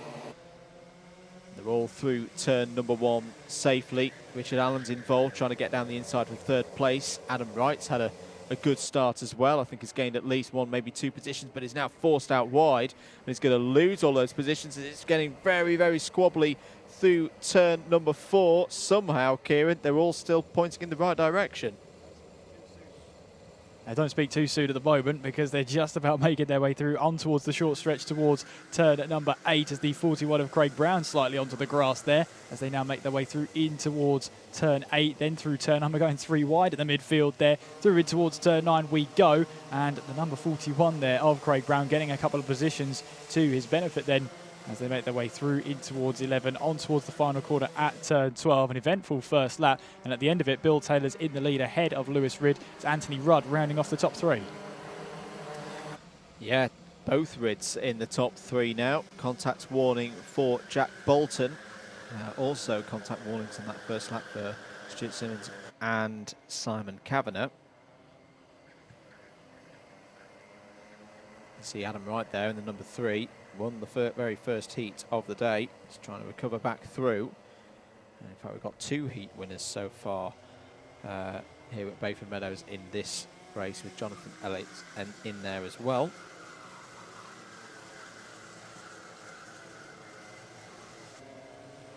Change for the lead almost. Lewis Ridd trying to get past Bill Taylor.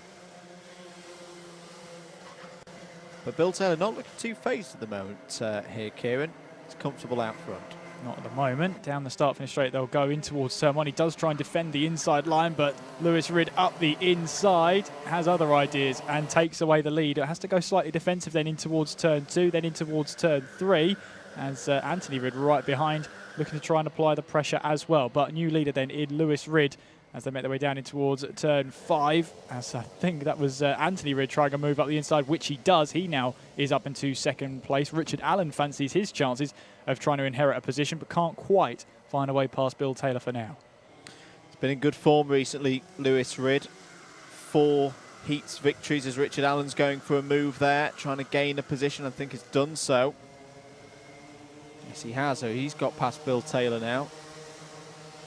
4 out of the last 6 heats before the start of things here today have been won by Lewis Ridd when he's been out there.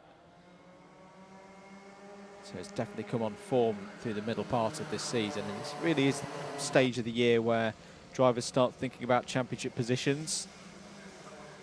Lewis Ridd just outside the top 10 on points at the moment.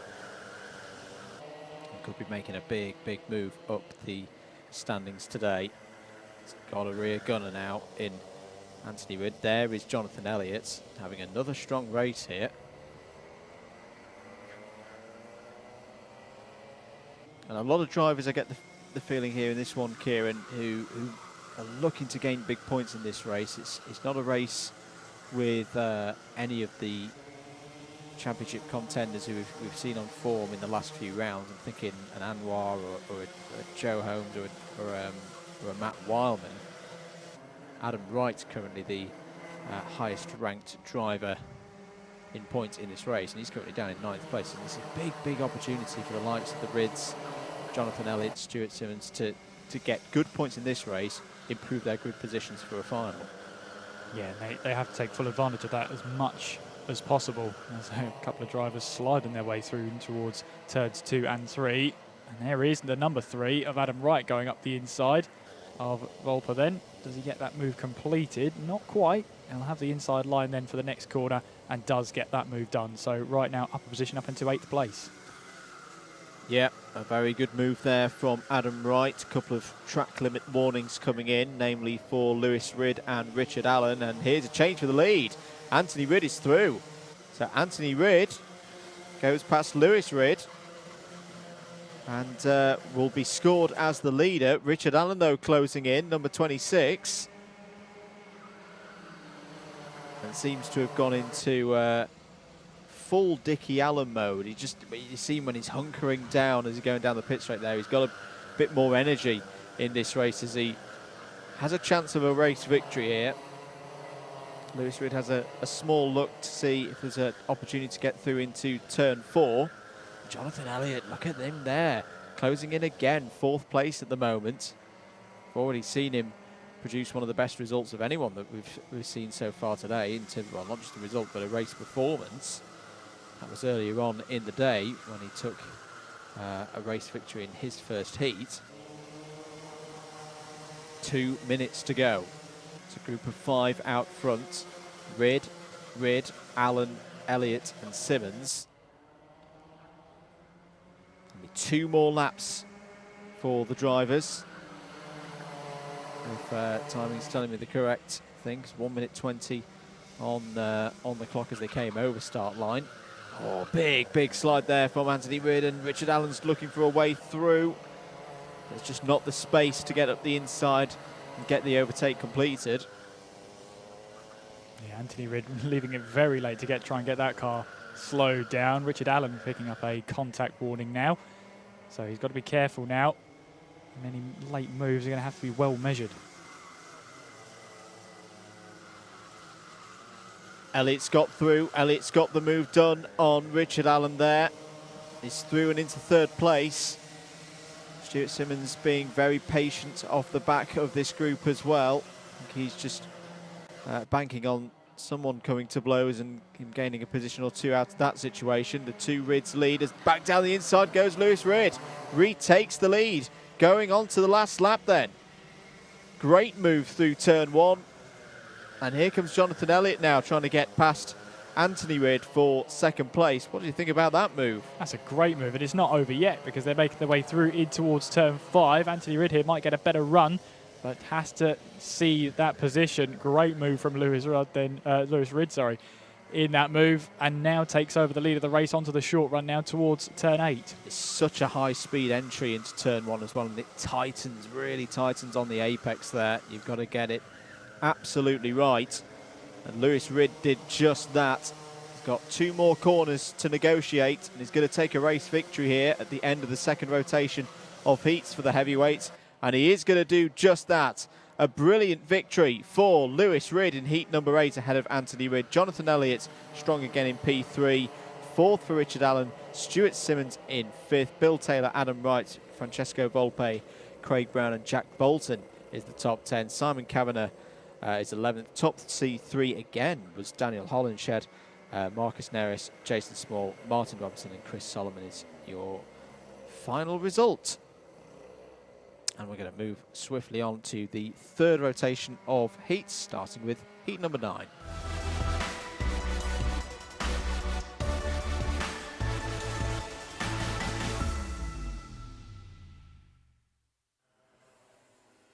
Here's a grid for heat number 9. Steve Lindley and Paul Jameson on the front row of the grid. Vinod Hirani and Vijay Patel due on row 2. Alex Pritchard and Andrew Cherry on row number 3. Mike Bodner and Richard Masterson go from row 4. Chris Alcock and Chris Kirk are on row 5. Chris Dixon and Andrew Berry are on row 6. Bo van Jangveld and Blake Templey on row 7. Bradley Porter and Joel Arguelles on row 8. Russell Taylor means it's 17 drivers in this next heat. So another appearance from our BIKC champion, Joel Arguelles, in the Class 3 category there. And Class 3, a great opportunity for drivers to gain experience. We're going to go around for another formation lap. Kieran, 8 races down. What are your thoughts so far on how this heavyweights day is panning out? It's been close, it's been high octane, and there's been very little margin for error, normally how it goes really. But looking forward to seeing how the 3rd rotation of heats goes. This is the last chance for the drivers to really get the heat points they need to put themselves in a good position when it comes to their finals later on today. Keep your comments coming in. Hello to Mark Salter, who's cheering on Jordan Salter. Watching you from the hot tub. Oh, there we go. Here we'll see Jordan out again for his third and final heats later on. Hello to Gloria Bennell as well, cheering on Francesco Volpe. And happy birthday. What a great day to have a birthday. TSG Karting as well, cheering on Joel Arguelles. Let's see how he can do in this next race. We are set to go for heat number 9 then. Pace kart pulls off to one side. Steve Lindley takes from pole position. He's got a very good start. That may have almost been too good a start. We'll wait and see. Alex Pritchard has done the business again into turn 1. We've seen him do that a couple of times so far today. Into the first braking zone they go. Chris Dixon already trying to fight through the order. Chris Alcock is out there in this race as well, so look out for him coming through. In fact, he's already up to 3rd place. And there's a spinner off towards the back. I think it's Blake Templey, the number 79. Yes, it is. Contact warning for Chris Kirk in the number 56. But a good start from Lindley. He leads. He does indeed, as they now make their way through in towards turn 8. Also a contact warning for the number 30 of Andy Berry. As they now make their way through in towards these flying right-handers. It's the Alex Pritchard in 2nd place right now, and going almost too wide, going through turn 10. At the back of the field as they make their way through 11 onwards then towards that turn 12 complex. Then leaders come across the line, and Lindley leading then as they make their way through in towards turn 1. Alex Pritchard in 2nd place, but has got a really good run out of the first corner. Sizes himself up nicely for turn 2. Not much room there, but it doesn't matter. Alex Pritchard gets the move done. Chris Alcock right behind them as well. Yeah, Pritchard was just able to hold a slightly tighter line on the exit of turn 1. A bit of oversteer for Lindley, and that was all the opportunity. Down the inside goes Alcock, so Alcock up to P2 now. But Pritchard just saw that, knew he was going to be able to get alongside through turn 2, hold to the inside, get the move done into turn 3, and he's been rewarded with the lead. So Chris Alcock now can try and focus once again on Alex Pritchard, then making our way through this penultimate corner of turn 11, and then on towards that turn 12. Up and down we go, and on towards the start-finish line. So Pritchard now leads ahead of Chris Alcock, and 3rd place Steve Lindley.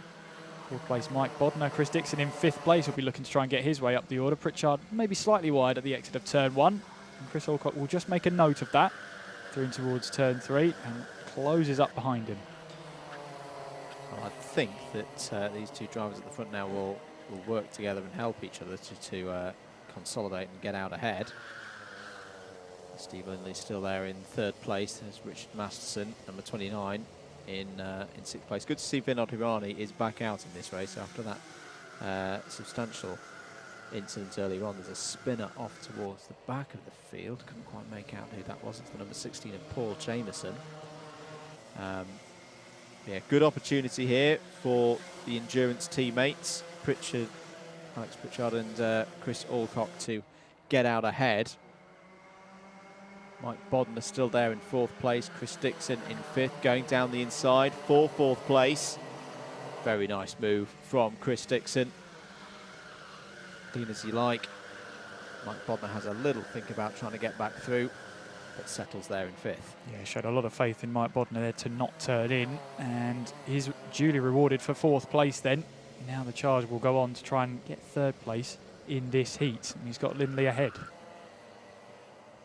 Thank you very much to Dodge, who sent a super chat in and a donation to Alpha Live. Thank you for the continued support. If you're enjoying the coverage and you're new around here, why not give that subscribe button a press. And make sure that you've clicked the notification bell as well, as the busy summer becomes the busy autumn of Alpha Live events. We've also got the iArmy O-Plate competition up at PF International on for you today, but don't go watch that now, because we're having some great racing here at Bayford Meadows for Club 100 Sprints, as Alex Pritchard gets very sideways through into turn number 3. He is pushing hard. I think that'd be an understatement there, but he certainly knows that Chris Alcock's right behind him now and trying to chuck that kart in and see if it sticks. It did stick that time around, albeit slightly sideways. Steve Lindley still doing a great job as well there in 3rd place. 55.432 last time around for Steve. And has got nearly a second over Chris Dixon. Chris Dixon now up to 4th place, has got past Mike Bodner, who himself has got a good lead over the rest of the field behind, so hopefully Mike Bodner can just keep on the coattails of Chris Dixon and close this one out for another top 5. But Pritchard and Alcock, and he loves that wide line, and it is one of the things that if you can get a little bit wider on going through 2 and approaching into 3, you've got a straighter run when you get on the power through 3 and 4. Oh, that's Langveld. So Langveld is off. Bo van Langveld was up in 7th place, was having a great run there in C3. And unfortunately, he's going to fall a long way down the order because of that. And also, I think we started on the grass there, if we have a look at that again. So that may be a bit of a substantial penalty coming in. Russell Taylor, I think, may be the individual who sent Bo van Langveld there into the weeds, because he's just received an ABC takeout penalty. And thank you to Ask Dodge, who said the donation is in honour of birthday boy Francesco Volpe. And we'll be in Spain later this week. As down the inside goes Alcock, and has he got the move done? I think he's going to have to wait till turn 4 to get it done. They're side by side. Track limit warning for Alcock as well. They're still side by side. This is great stuff between the two good mates out there. Clearly having a lot of fun here at Bayford Meadows. You see, though, Chris Alcock has, well, he's happy with that, hasn't he? Absolutely loving it out there at the moment. But you can see Chris Alcock knows he's got to try and move down the inside. He does get it this time around. He left the door open, did Alex Pritchard. He's not giving up on it, though, through turn 10. He takes the lead back. Great stuff. Brilliant. This has been, these two are very, very good pals off the circuit. I think Alex would enjoy that he'd got one over on Chris there. He's still got one over on Chris. They're on to the last lap now. This is what it's all about. This is why we love Club 100. Great spirit in this paddock. And that's a good defensive line from Alex Pritchard there. Can Chris get underneath into turn 4? No.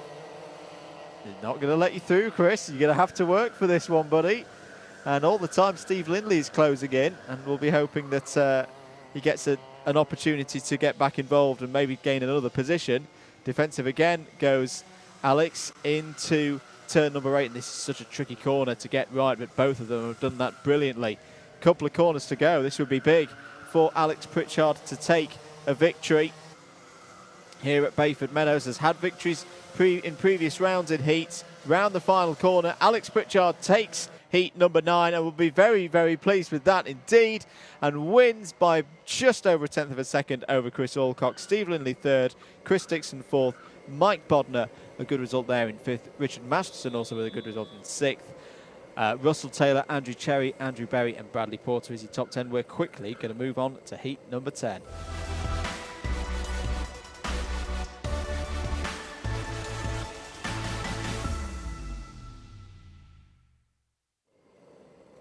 Here's a grid for heat number 10. Jack Bolton, Joe Holmes on row 1, Steve Bosley and Anthony Ridd row 2, Lewis Ridd and Richard Lavender on row number 3. Bill Taylor and Richard Newton on row 4, Adam Wright and Jason Bear row 5, Luke Haynes and Matthew Batter on row 6, Chris Solomon and Lawrence Chair on row 7, Elliot Garnett. Makes it 15 karts in this field. That was an entertaining race, Kieran. I love that. Could we have had that for a couple more minutes? That was great stuff. Big race this, very big race this. Some big hitters going out for their final heats of the day. Finals coming up later on this morning and into the afternoon. We are good to go. Thumbs in the air from pace kart driver. And away we go then for heat number 10.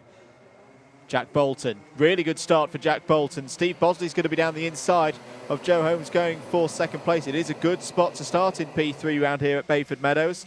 That was brilliant stuff from Jack Bolton. Nailed that on the lights round the outside there is Anthony Ridd. Has lost a couple of positions. And in fact, the number 97 of Lewis Ridd has got past Joe Holmes, but Joe Holmes fights back. That's surely not going to work. 4 wide into turn number 4. There's a little bit of bumping and barging at the back, but they're all still in the race.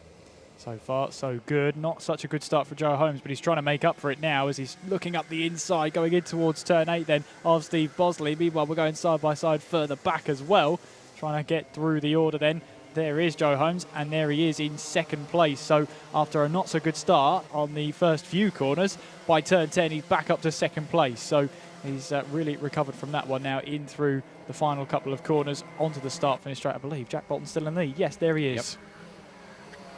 Yeah, that's just what Bolton will have been looking for. Just looking down the order, Richard Lavender didn't have the best of first laps, down 6 positions. It's down the inside of Steve Bosley. There goes Lewis Ridd, so that's Lewis Ridd up to 3rd. And Adam Wright coming into this now. Richard Newton has had a loading penalty, so he's going to lose positions at the end of the race.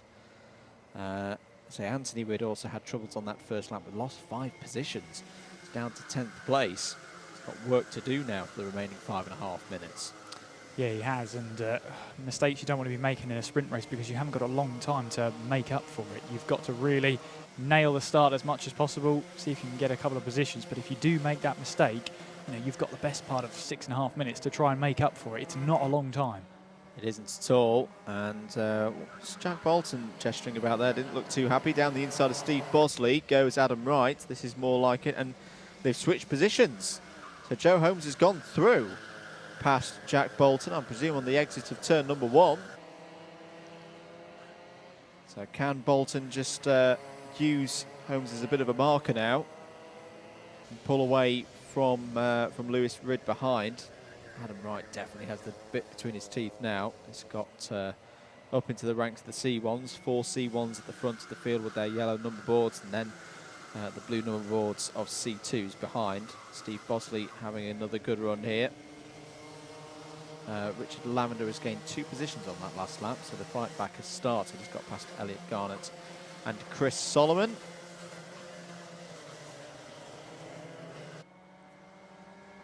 End of lap number 3, 54.814 from Joe Holmes last time around. Jack Bolton still there in second place. Lots of changes for position further down the order. Jason Bear has got past Bill Taylor for 6th. Anthony Ridd and Lawrence Chair have both gained 2 positions on that last lap, up to 8th and 9th respectively, past Richard Newton and Matthew Batter. And Joe Holmes just trying to build that gap now in the lead after Jack Bolton sort of allowed him to go through. Maybe he just wasn't focused on battling Joe Holmes. Maybe he'd rather focus on battling someone that he knows he's not going to lose a lot of time against. It's better to just let someone go without wasting the time of battling anybody else and leave yourself vulnerable to the carts behind. Absolutely. Track limit warning for Bill Taylor in the 144. We're past the halfway stage of this race now, and Joe Holmes, the pace is increasing. 54.699 down the inside of Bolton goes Ridd.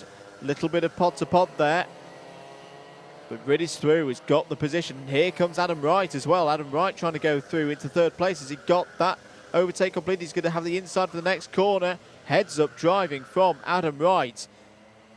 Takes advantage of Bolton being offline. Classic Club 100 sprint racing. When you lose 1 position, you lose 2, and it's all about trying to get back in line as quickly as possible. Bolton has now done that, but Steve Bosley will be sniffing for a way through now and trying to get that 4th place. And if you leave a sniff of an opportunity in these Club 100 races, you normally find yourself that someone's going to sniff that opportunity right up, and that's exactly what happened there with Adam Wright. He managed to move up a position. He's trying up the inside going in towards turn 1. Wow. He's going to try it. He's tried it, and it's almost come off because they're going to run side by side coming out of turn 1. That looked like there was no move there at all. Now heading our way through turns 2 and 3, still running side by side, all of them. Lewis Ridd has managed to get himself back up. Adam Wright holds on to 3rd place, but here comes the 72, and then of Steve Bosley slightly onto the grass then as he was trying to find his way through. And we've got other drivers joining the battle as well. Here comes Adam Wright again up the inside. This time there was a bit more room than his move at turn 1, and he now takes over 2nd place. Yeah, Jason Bear's the driver at the rear of this train. That was brave stuff from Adam Wright, especially through turn 3. Had to hold to the inside, knew that Jack Bolton was going to try for the move at the inside in that space made by the charging Lewis Ridd, but he's come through the adversity and is now up to second place. 2 laps to go then. Joe Holmes clear out front now by 4.6 seconds. It's all about second place. Adam Wright holds second place at the moment. This is a big lap of field, Kieran. If Adam can get a bit of a gap, say half a second over the rest of the field, I think they're going to start fighting for third, fourth, fifth behind him and leave him to it. Yeah, he's got to try and make this a lap, a qualifying lap to remember, because now, if he does that, as you say, the others will back behind him. It will give him a bit more breathing space up at the second place spot. But at the moment, he can't seem to shake Lewis Ridd at the moment. On towards the short stretch in towards turn 8 we go. Contact warning there for the 32 of Richard Newton as we head in towards the closing stages of heat number 10. It's absolutely flown by this one. We've had some great battling for second place, and we've had Joe Holmes leading the way, 4.6 when they crossed the line last time around. Last lap board is out, and Joe Holmes with the fastest lap of the race so far, 54.6. Gap's now just under 5 seconds. PB goes in from Adam Wright as well, 54.892 last time around, and crucially, he has got that half-second gap. That was a big, big effort in the second half of that last lap. So it's going to be all over third place now. Saying that, even Lewis Ridd has got a good few tenths over Jack Bolton. It's all calmed down here, and being the last race or the last heat for these drivers, they'll probably say, yeah, we'll take the points, move on to the finals, because these kind of results give you good grid slots in those finals. Joe Holmes, well, he's definitely going to be in the A final, and he's going to be towards the front of it. He's going to close out a trio of fantastic results here at Bayford Meadows in the heavyweight sprint heat. Takes another victory comfortably ahead of the rest of the field. Adam Wright battles through to second place. More good points for Lewis Ridd in third. Jack Bolton fourth. Steve Bosley ever consistent there in fifth, ahead of Jason Bear, Bill Taylor, Anthony Ridd. Top C3 runner there is Lawrence Chair. Richard Newton, Matthew Batter, Richard Lavender, Elliot Garnett and Chris Solomon close this one out. So let's move on to heat number 11.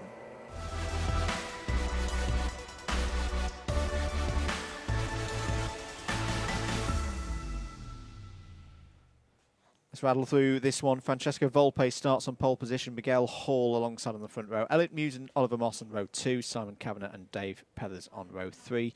Darrell Lowe and Anwar Barul Smith on row 4. George Boothby and Rd.7 on row 5. Ben Bennyworth and Max Jameson row 6. David Wilson, Jaden Cadigan row 7. Jason Small and Marcus Neris row 8. Lots of support in for Volpe. Let's see what Francesco can do here from pole position. Away we go for the start of this one. Very even into turn 1. Miguel Hall on the outside there, trying to hold second place. And I think it's just about done it over Elliot Muse and Oliver Moss. Into the first braking zone we go. Dave Pethers looking for another good result here, same as Darrell Lowe, returning to sprint racing action here. 6 minutes 40 on the clock. 20 seconds gone already, and that was a pretty clean start there, Kieran, from this group of drivers. It was indeed. There's a bit of contact there with the 37. That's Ben Bennyworth trying to find his way through, but Francesco Volpe with a good start. He's trying to get his way at the head of the field, and I think that's Bennyworth trying another move up the inside, coming in towards turn number 8 there. But at the moment then, Volpe leading the way then, heading our way now through turn 11. Then it's Miguel Hall in second place as they bet their way up towards turn 12 and onto the start-finish straight once again then. And then it's the number 69 of Elliot Muse rounding off the top 3. Weather report from David Whitehouse on cameras outside as I think that was Darrell Lowe going down the inside of Simon Kavanagh for 7th place. Clouding over a little bit here at Bayford Meadows. 18% chance of rain from JMW forecast earlier on in the day. And for some drivers, they'll like that. Just knock a couple of degrees off the air temperature, make it a bit cooler. It's not what I'd call a bruising circuit here. The levels of G that you pull, there's probably other circuits, even circuits in this immediate area of Kent where you see bigger loads, but you never rest. You never rest around the circuit. It's corner after corner after corner. There's no big long straights where you can relax a little bit. So temperature's dropping a little bit. That's good for our racers out there. Here goes Oliver Moss down the inside of Elliot Muse. Takes 3rd place. Muse is going to try and fight back. In the end, has to concede the position. Here comes Anwar Brule-Smith down the inside of Dave Pethers. That's good for 5th. It was a nice move from Oliver Moss on the racing line, then switched at the last moment to the inside of turn 1 to take that move away from Elliott Muse now. Anwar Beryl-Smith is up the inside now of Elliott Muse and now takes away that position as well. Muse now has Dave Pethers all over the back of him as they head away on towards turn 8. Pethers looking for a move up the inside this time, but has to back out of that one. He saw the door was closing, then had to back out of that one immediately. Indeed, contact warning for the number 92. A few things to report. Marcus Neris has got past David Wilson for 12th place, but crucially 2nd in the C3 standings. Changes the position confirmed there. Moss up to 3rd, Brule-Smith now 4th. Max Jameson currently the top C3 runner in 11th place. Ben Bennyworth top of the super heavyweights, as he should be, because there's only one super heavyweight in this race.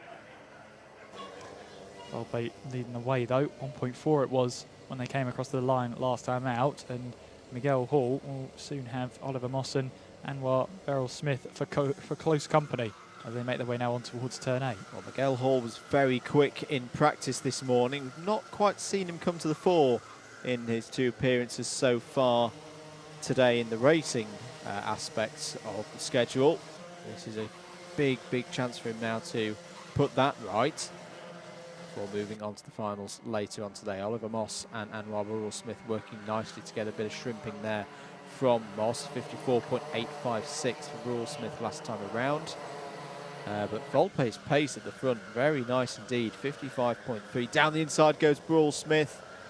Has got the impetus now and felt that he'd helped and worked with Oliver Moss as much as he could really do for the story of his race. He's got to get by and get up the road. That was a good overtake. Yep, next target up the road, Miguel Hall, as they make their way onto that short run towards turn 8. And that's a move there for 3rd place. Oliver Moss down to 4th. But Volpe, as you say, some good pace about him because he's opened up that gap once again to 1.5 seconds the last time they crossed the line. So doing everything he needs to do at the moment. Track limit warning for the 69 there of Elliott Muse. As we see this battle for what will be 2nd place coming towards the line now. Volpe across the line once again and opening that gap up again by another 1/10 of a second. So Volpe here doing everything right at the moment. Rd.7 has got past Simon Kavanagh for 8th place. Dave Pethers also passed Elliott Muse for 5th. So let's just take stock of what's happening out there. Volpe leads 1.6 seconds, 55.2 last time around. Miguel Hall 2nd, 55.3. Anwar Beryl-Smith, even on the lap where he was overtaking Oliver Moss, 55.0. So what does Beryl-Smith do here? Does he work with Hall and try and push him along, or does he go for the overtake? I feel at the moment it's got to be the latter. I think it has to be. Another track limit warning going out to Elliott Muse then, as the battle for 2nd place makes its way towards turn 12. I'm sure Beryl-Smith would have thought about a move up the inside of 12, but he might get a better run down towards turn 1. You see then Hall trying to go defensive. Originally Miguel Hall, and while Beryl-Smith right on his tail then as they make their way up towards turn 2. As Miguel Hall defends the inside line, but leaves that door open in towards turn 3. Beryl-Smith gets a move up the inside. Can he hang on to that down towards the lights of turn 4 and turn 5? We've got Moss then, Oliver Moss trying to move up the inside as well on Miguel Hall. As they make their way through, Hall's just about held on for now, but Beryl-Smith, importantly for him, he's up a position. Yeah, good attempt by Oliver Moss to take advantage of, again, Hall being a little bit offline because of an overtake attempt being put in by another driver.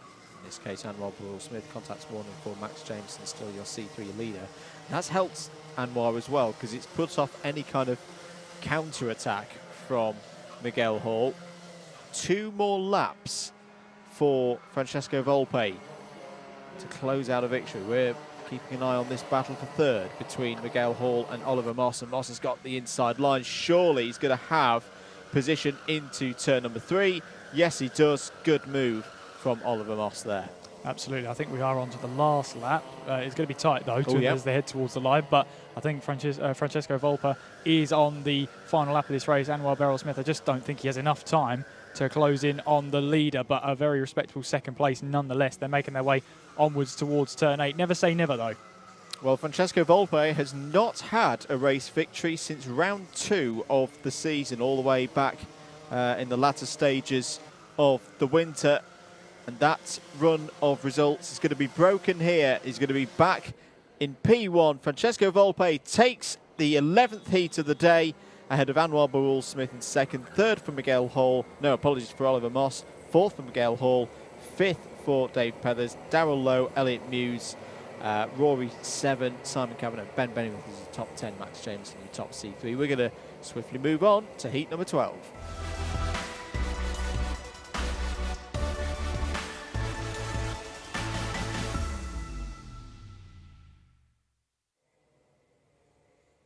Grid for race 12, Jordan Salter on pole position alongside Lee Henderson. Craig Brown and Paul Williams is row 2, Kieran Chicksey and Tom Fuller on row number 3. Matt Wildman and Stuart Simmons row 4, Mikey Nichols and Jonathan Elliott on row 5. And away we go then for this final heat here in the heavyweights and super heavyweights. 7 minutes on the clock. Jordan Salter will lead down into turn 1. Bit of a shunt in the back there to Craig Brown, but he'll hold on to P2. Lots of squirreling around in the midfield. I think it was Mikey Nichols caught up in the middle of all of that. Paul Williams has lost out positions to some of the C2s and the C3s. Stuart Simmons is on the defensive. A little bit scrappy there for this last heat. Yeah, there's the 70 there of Matt Wildman. Getting a move up the inside there, now up into second place. He's had a great opening lap so far, and now can try and challenge his way for the lead. 41 of Craig Brown now into third place. A bit of contact there, major contact there for one of the karts going in towards turn 9. And I think that was, yes, it was the 114 of Stuart Simmons. A few contact warnings coming in. Mikey Nichols, Richard Allen and Jonathan Elliott and now Stuart Simmons have all had a wag of the electronic finger on the digi-flag. Jordan Salter then leads. Good support for him back home as Paul Williams looks down the inside for a position. 0.4 of a second is his lead over Matt Wildman at the end of lap number 1. Craig Brown's done well to hold there in P3. He's had a fairly quiet day so far, has Craig Brown. So getting a strong result in this race should put him in the A final, I'd imagine, later on now the afternoon. Here comes Wildman down the inside of Salter, and this is what we've seen over the last couple of rounds at Ella Park and the last streamed round at Rye House. Has massively improved over the last 12 months, and one of the areas he's improved is his overtaking. He's become a very, very decisive battler out there on circuit. Gets the point from Jordan Salter to get up the road. Let's work together.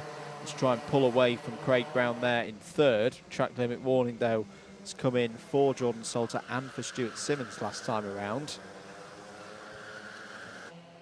That was a really, really top move there, Kieran, from Matt Wildman. Wasn't it just? He's got himself a track limit warning. But at the moment, the two leaders are, yeah, as you say, Jordan Salter signalling to Matt Wildman, let's get on with this. Let's work together and try and build a gap between ourselves and Craig Brown. Then we can squabble over the lead later on. But at the moment, Wildman is trying to build that gap. And the lead is covered by the top 4 because there's Richard Allen, who's just lurking there. We have got, there's 4.5 minutes left. And at the moment, then, it's going to be playing a high-speed chess at the moment. What's the move you make and when do you make it? It is indeed. There was a yellow flag out there last time around. We'll try and track who that was for as the drivers come over start-finish. We haven't got any sector times here at Bayford Meadows. So there's no a little bit sooner, but Matt Wildman leads ahead of Jordan Salter. Craig Brown and Richard Allen still there as well in their beautifully similar helmets. And is that a couple of the tyres? I think it's Leon Dupree's who's, yeah, has had a slow lap. 69.945, so unfortunately for Leon, he is off the back. But yes, Richard Allen and Craig Brown from the back, they look very similar, a little bit different, but from that front-on shot, my goodness, they're difficult to tell apart. They are, aren't they? It's they don't make it easy for us in the box. Meanwhile, there's a battle going on further down the field. One of them is Bolton there, trying to hang on for position. Oh, sorry, it's Fuller trying to hang on for position there. Yeah, it's Tom Fuller.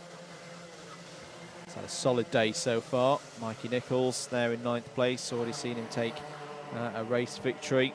And here, down the inside, goes Jonathan Elliott. He's had a contact warning as well. Big point to say, let's go forward. Next up the road is Kieran Chigsey, and he's dealt with Kieran Chigsey there. Chigsey was a little bit surprised to see Elliott coming down the inside. He's now defending, trying to make sure that he doesn't lose any more positions, and it's all stacking up behind with Simmons in there as well. Mikey Nichols trying to get past Simmons. Is going to get that move done. And Daniel Holinshed, who's really having a very impressive performance as a C3 novice driver to Club 100. Penalty for Mikey Nichols. Multiple pieces of contact. So that's not good news for the driver in the number 64. Yeah, not at all. And so he'll have to try and make up for as many positions as possible now, because he's going to lose a couple when the checker flag falls in this heat. Wyman's still leading the way though, but we're focused right now on Kieran Chigsey here, as Fuller's right behind him then as they make their way through. Tom Fuller looking for a move, shaking the head for him at the moment. Just can't quite find the right line. He might find the right line this time around through turn 3, which he does. Dives it up the inside and takes that position away. Quick look over the shoulder to see if anybody's going to do the same to him. There isn't, so he takes away a position there, up to 6th.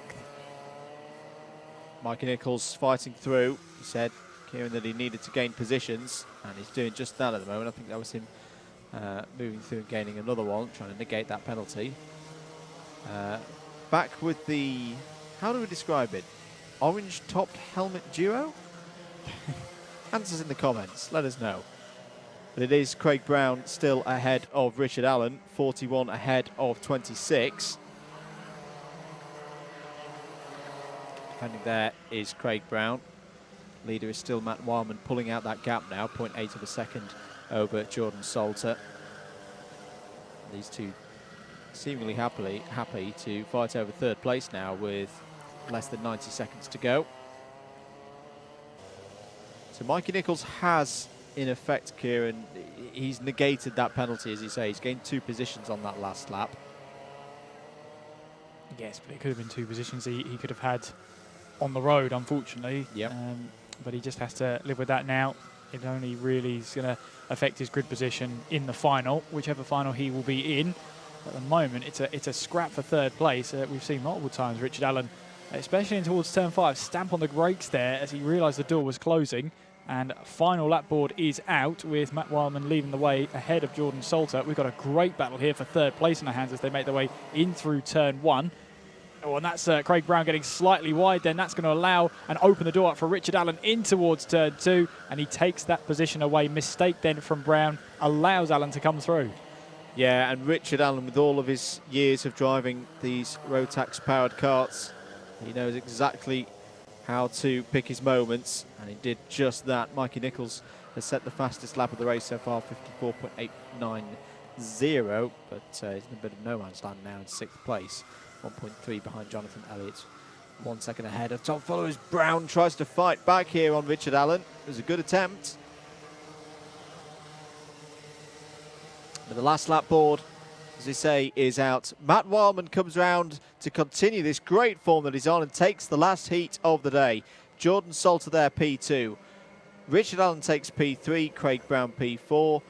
Jonathan Elliott rounds out the top 5. Mikey Nichols, Tom Fuller, Daniel Holinshed, 8th place and top C3 runner. I think he's going to have C3 pole position when all the points are tallied up for these heat results. Stuart Simmons, maybe a little bit disappointed there in 9th place. Kieran Chigsey wraps out the top 10.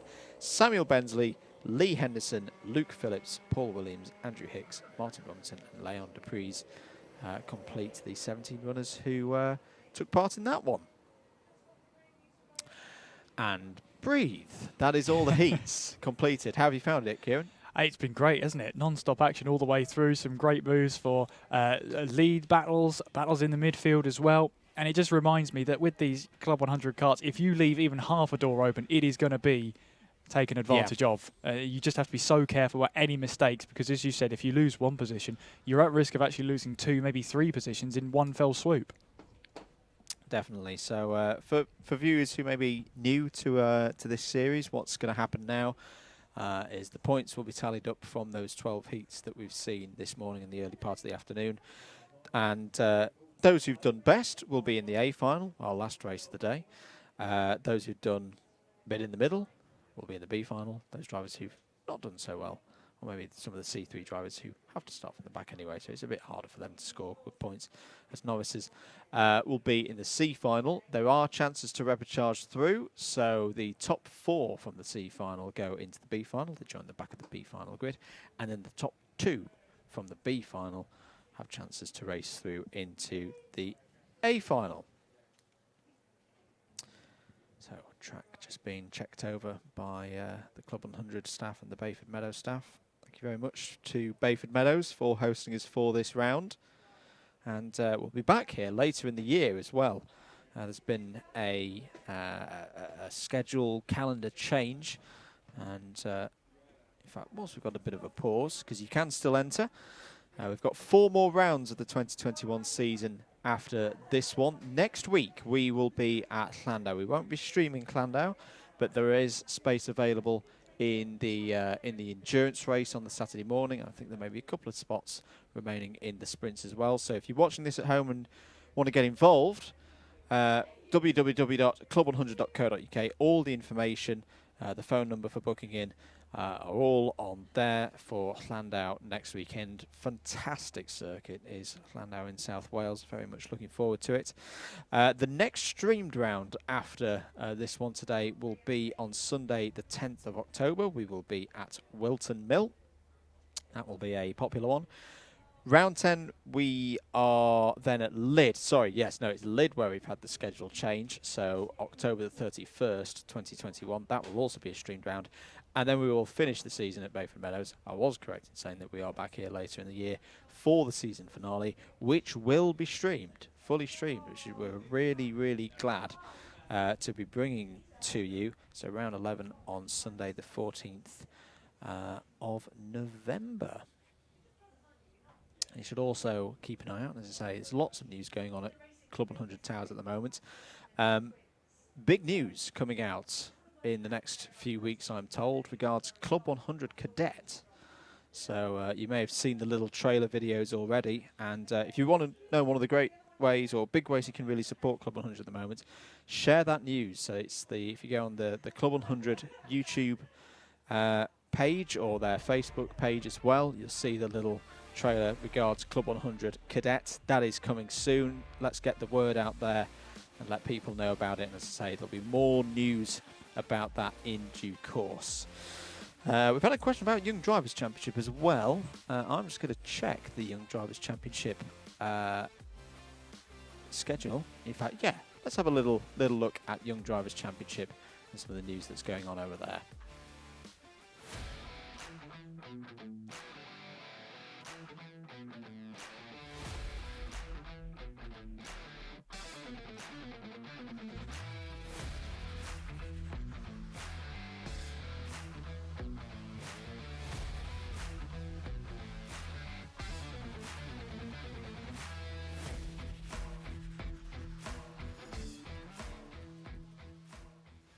So yes, Club 100, we are launching the first ever high-performance two-stroke arrive and drive series for young drivers. We're naming it the Young Drivers Championship, designed for 14 to 18-year-olds. So, 26 years Club 100 has been racing now, and we've had thousands through the door, enjoying their racing with us at that level playing field in a high-performance car. Most of the drivers have tended to be sort of 18 plus, even going up to 70 years of age. And I think the awareness has not been there for the last couple of years that we can take drivers at the age of 14, in the year of their 15th birthday, they can race. So we thought it would be ideal to introduce something that attracts the younger driver and have them all racing as a group together, separate from the main Club 100 championships on a separate weekend. So young drivers out there looking at this video may be thinking, how does it work? What's it going to cost me? £1,400 is what it's going to cost you for a full season. 7 rounds of racing in the Young Drivers Championship with absolutely no hidden extras. So you're probably thinking, well, if we damage the car, do we have to bring our own fuel? Do we have to do anything with regards to tyres? No, everything is provided. Your transponder is provided for the timing. Even race kit is provided if you don't have your own racewear. Drivers just simply need to turn up and drive. Hello, I'm Josh, I'm 15 and I'm from Norfolk. I've been racing in Club 100 for just over a year now. I really enjoy racing with these new karts. What I really like about Club 100 is the fact that no matter what driver level you are at, you will always have someone that you can race against because there are so many people. I really love racing in the quicker karts with the two-stroke engines because I find it more fun. What I also enjoy is that everyone is on the same equipment and it's also pretty level, so it's all down to driver ability. I'm Bailey Morgan, I am 14 years old and I am from Hastings. I started karting when I was 5 years old and I've been in Club 100 for about a year now. What I love about Club 100 is the sheer speed of the karts and how the brakes are really good at the same time and how each and every track is different in its own way. Well, it is really good because it's more clean, more fair, and the karts are obviously more fast, so that's more enjoyable. My name's Martin, I'm Josh's dad. We've got involved with Club 100 just over a year ago. We really got involved with the championship. We found it so friendly, we found it a nice level playing field for the kids and adults to race. But more than that, it's a good family get-together. Josh is talking to his chums that he's met racing. We're talking to the parents. It's become a real social event with us. My name's Chris, I'm Bailey's dad. I go to all the races with Bailey in the current championship of Club 100, but we've got a new concept coming out next season called the Young Drivers Championship. It will put Bailey and other youngsters that are currently in Club 100 into the same bracket. It's a brilliant idea, and to bring more young people into it, and hopefully they then move on to the bigger championship when they feel they're at the appropriate age and readiness, really. So Motorsport UK, the UK's governing body for all things on four wheels, right up to Formula One, they recognise Club 100 and they think the Club 100 concept is a good thing, and they really do want to get involved in the Club 100 Arrive and Drive concept. So for the first time for next year in the Young Drivers Championship, which we're introducing, drivers that take part in the full season will be able to achieve their full race licence with Motorsport UK. I really look forward to racing in the Young Drivers Championship next season, as I think it will be nice to race against people my own age. The Young Drivers Championship is a brilliant concept. We're really looking forward to coming. Joshua, to be able to race with people his own age on a level playing field is second to none. I can't wait to race in the Young Drivers Championship.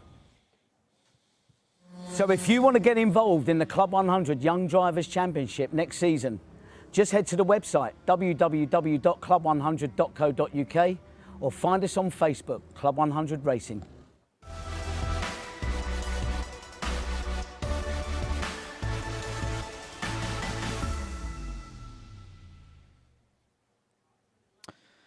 Thank you very much for that message. 2 more rounds of the YDC to go for 2021, both at Bookmoor Park, September 26th and November 28th.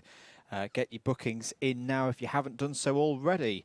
We're back here at Bayford Meadows. We're into the finals now for round 7 of the Heavyweight Sprints Championship. Let's have a look at the grid for the C final. This is all about finishing in the top 4 to get into the B final. Marcus Neris has pole position for it. Vinod Hirani alongside on the front row. Matthew Batter and Luke Phillips on row 2. Those 4 will just be looking to stay in those positions, move away from everybody else and race again in the B. Here are the drivers trying to stop them, though. Jaden Cadogan and Blake Temperley are there on row number 3. Bo van Langveld and Elliot Garnett are on row number 4. David Wilson and Chris Solomon wrap out the top 10. Our BIKC champion, Joel Alguelles, is on the 6th row of the grid alongside Jason Small. And then moving towards the middle and the rear of this field, Paul Jameson and Luke Haynes are there on row 7. George Boothby won't be competing in this one. Andrew Hicks is there on the 8th row of the grid. Leon Dupreez and Vijay Patel due on row number 9. Martin Robinson there to make out 19 runners in this C final. I've also had a brief chat with JV whilst we had that little pause. There is now on the website www.club100.co.uk not just your bit about the Drivers' Championship, but about the upcoming cadet class. If you're interested in cadet racing, keep an eye on that page in the coming week. There is more information coming. So that's over on, if you go club100.co.uk, drop down for racing, there is now a cadet page for that. Very exciting stuff on the way. Keep your comments coming in. Andrew Mather and Kieran McGinley on commentary duties for you here today at Bayford Meadows. Kieran, moving into the C-finals, what are you expecting here in this next race? Some good racing for the top 4. Those are the positions that matter. Those are the positions that get you to the B final. So I expect some good battling for those top 4. Thumbs up. Here we go then for the C-final. Longer race than we've seen in the heats. 12 minutes on the clock. Lights are green. Away we go. Good start for Marcus Neris. Sweeps across and will hold the lead into turn 1. Matthew Batter's held a good start there. Done exactly what you want to do on your P3 here at Bayford Meadows. Slot up the inside, take P2. Rest of them filing through into the hairpin for the first time. All looking very clean and tidy, which is what we want. Vinod Hirani is held on to 3rd place. Drivers at the back of the field shuffling around, trying to sort themselves out. But Marcus Neris, perfect start. Perfect start indeed. Got exactly what he needed to do, and he's now trying to build that lead with Matthew Batter in 2nd place, but we're going 3 wide, almost 3 wide, now down to 2 wide for that 4th place position, that vital 4th place as they make their way in towards the last couple of corners then. Through in towards turn 11 we will go. There is your leader right now, Marcus Neris, just trying to get away from the rest of the field. Then it's the 46 then of Matthew Batter as they make their way across the line. The 74 of Vinod Hirani trying to go side by side. Here comes the 83 of Luke Phillips up the inside for 3rd place. He does get that move done, and so now Phillips moves up into 3rd place. Now it's Hirani now who's got to look behind him because Jaden Cadigan in that 45 is looking pretty good at his 4th place down in towards turn 5. Not this time around. Yeah, it's always a tricky position to be in when you're just on the cusp of getting into one of those higher finals. Keep an eye on Bo van Langveld. We saw Van Langveld having a problem earlier in the day. Was off out of position versus his outright pace. So whether he can pick through these positions, through these drivers and get into that top 4. He only needs 2 more. Field starting to spread out in the mid-pack. But over start finish. Neris leads, Batter 2nd. Phillips looks quite keen here to me, Kieran, to get up the road. Does indeed, because here he goes up the inside, trying to find a way through towards turns 2 and 3. Does he try and get that move past? They're both in red suits, so it's very hard to tell at the moment. But the 83 of Phillips has now moved ahead. So the 46 of Matthew Batter falls to 3rd place. Meanwhile, side by side behind them, because Jaden Cadigan is trying to battle away with Bo van Langveld, who's trying to find his way through the field. After you said, you know, he had an earlier off in an earlier heat. So too did Vinod Hirani as well. We saw him walking away from his kart in one of the earlier heats as well. Battling side by side for 5th place at the moment, but that's not the one you need to be battling away for. That's not the one that's worth losing all that time for. Yeah, and Vinod Hirani will like what he sees if he checks over his shoulder on the pit straight in a few seconds' time. He has got a gap. Now, if he can just hold on to Phillips and Batter ahead of him, this could be the top 4 checking out. Confirmed that Phillips is now ahead of Batter. They go over start finish. Contact warning for Leon Dupries. 9 minutes to go. Still all to play for here in the C final for the heavyweights and super heavyweights. And Vinod Hirani is being closed in, I feel, by Bo van Langveld. I just wonder with that move from Van Langveld, was that him thinking, well, I've got a little bit more pace than Jaden Cadigan at the moment and time on my side for, yes, losing a bit of time to Hirani, but being able to then close it back down. Yeah, that's always going through the drivers' minds. They're always thinking, you know, how can I try and get myself further up the order? How can I try and get myself closer to those positions that get me into a higher final and therefore more points in the championship? You know, it's always thinking about that, always on your feet. And for Bo van Langveld, he clearly feels he needs to get a move on. A cone penalty then for Leon Dupries. So that would be a position, I think, that's going to be a couple or at least he'll be handed a position penalty at the end of this race. Yeah, a few problems there for Dupree's. Got a contact warning as well. We're now less than 8 minutes away from the end of this one, and Vinod Hirani is under a lot of pressure now from Bo van Langveld and Jaden Cadogan. You've got to think that it's going to be one of these three, the way this race has gone so far, to qualify through to the B final. Hirani takes a gliding line. It's all Cadogan down the inside has got through. Bit of contact. So we'll need to see if there's any jurisdiction about that. I don't think Van Langveld will have been too pleased about it. Well, at the moment, though, he is down a position, and it means then that Cadogan is now up into 5th place and now has the prime position to try and find his way through. No, as you said, they're not happy with that because he's got a contact warning and he's got the position. Yes, he has. Yep. Up into 4th place he will go, but he tries to defend hard. Then up towards turn 2 we go. Hirani still trying to go up the inside. There's contact between them. Then Bo van Langveld parts the Red Sea and goes past both of them. He's now the beneficiary. Up into 4th place he goes. Yeah, just held back a little bit there. Could see that Cadogan and Hirani were going to compromise each other into turn 3 and nipped up the inside. Good heads-up driving from Bo van Langveld there. If we can get a replay of that overtake, that was a fantastic move. Penalty for Jaden Cadogan. Well, that is it. Bump and pass. He cannot qualify for the B final because a bump and pass is +4, so even if he was to win the race, he would be classified 5th. He cannot get through, so that's a disappointing moment for Jaden Cadogan. Good pace coming in from the race leader, Marcus Neris, 55.671.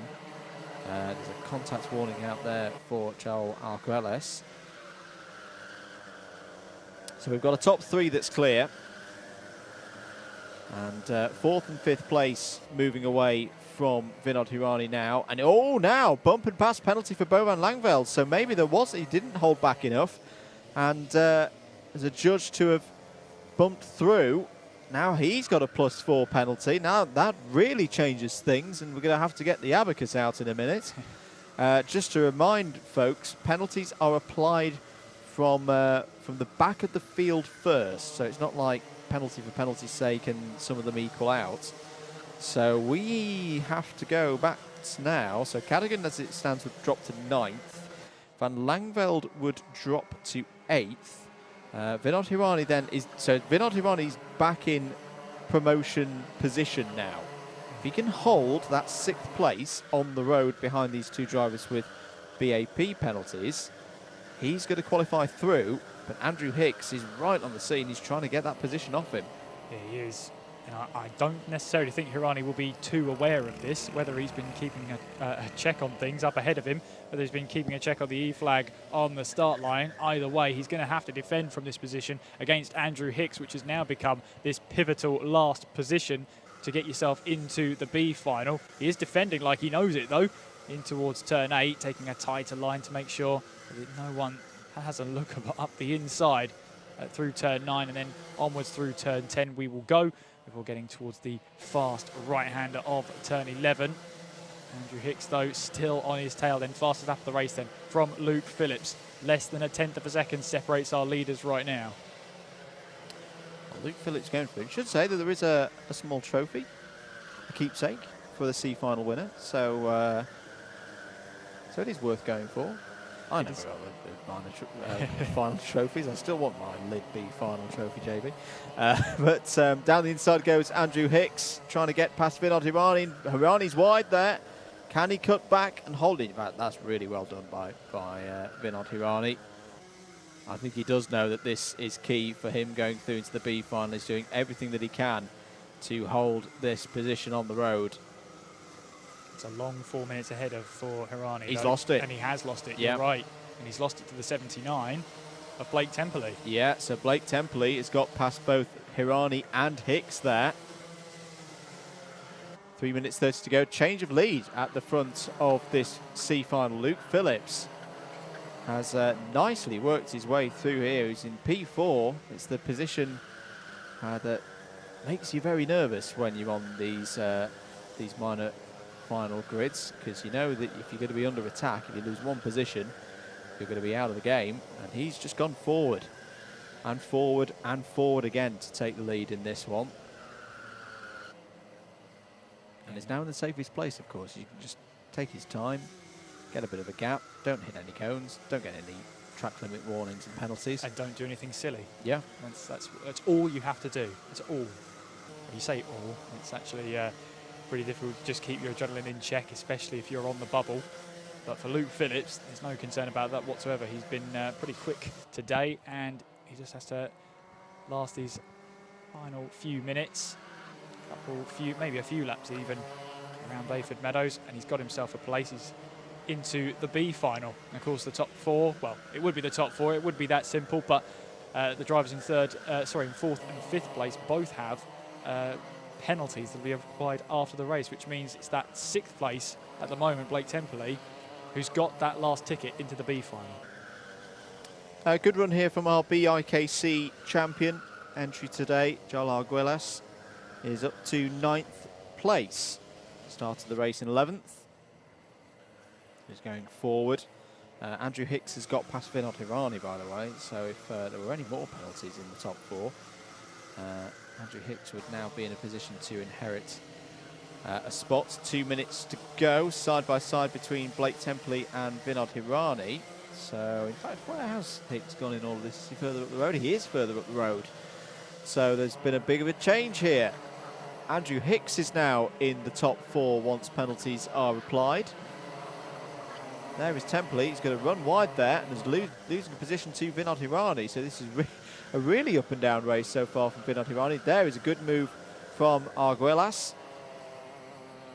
And that's another position for the BIKC champion in the heavyweights category. And up to 8th place. It's not out of question here that he could make the B final if there's some more dramas up ahead.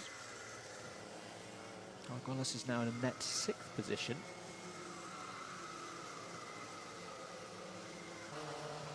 There's no doubt about who's leading the way, though. Luke Phillips. Last time they came round, it was a second, and he was leading by. And as they come round the final corners to start the very final lap of the C final, it's come down a little bit. Marcus Narris has closed in by a 1/10 of a second on that last lap, but is it a case of just getting that kart home and dry and get it into one of the top four places and save your battling later on in the B final when you know you've got to try and make your way through the field?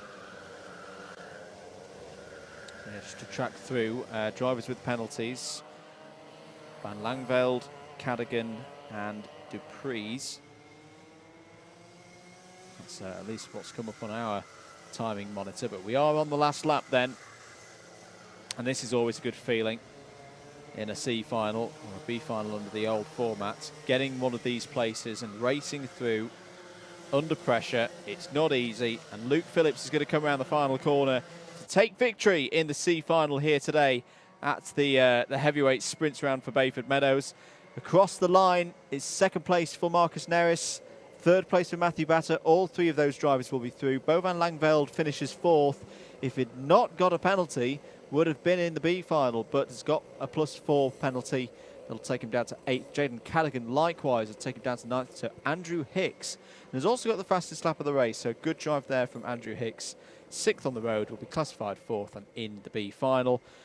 Joel Arguelles has missed by 1 position in the end. 7th on the road, will be classified 5th. Vinod Hirani, 8th on the road, classified 4th. David Wilson, 9th on the road, classified 5th. Blake Temperley in 10th. Leon Dupreez in 11th, but has a cone penalty. Jason Small, 12th. Elliot Garnett's 13th. Chris Solomon, 14th. Paul Jameson, 15th. Martin Robinson, 16th. Well done to all of those drivers for a very, very good C final. We're going to take a short break before the B final. Let's have a little look at what's coming up here in the world of Club 100 with Club 100 Cadet.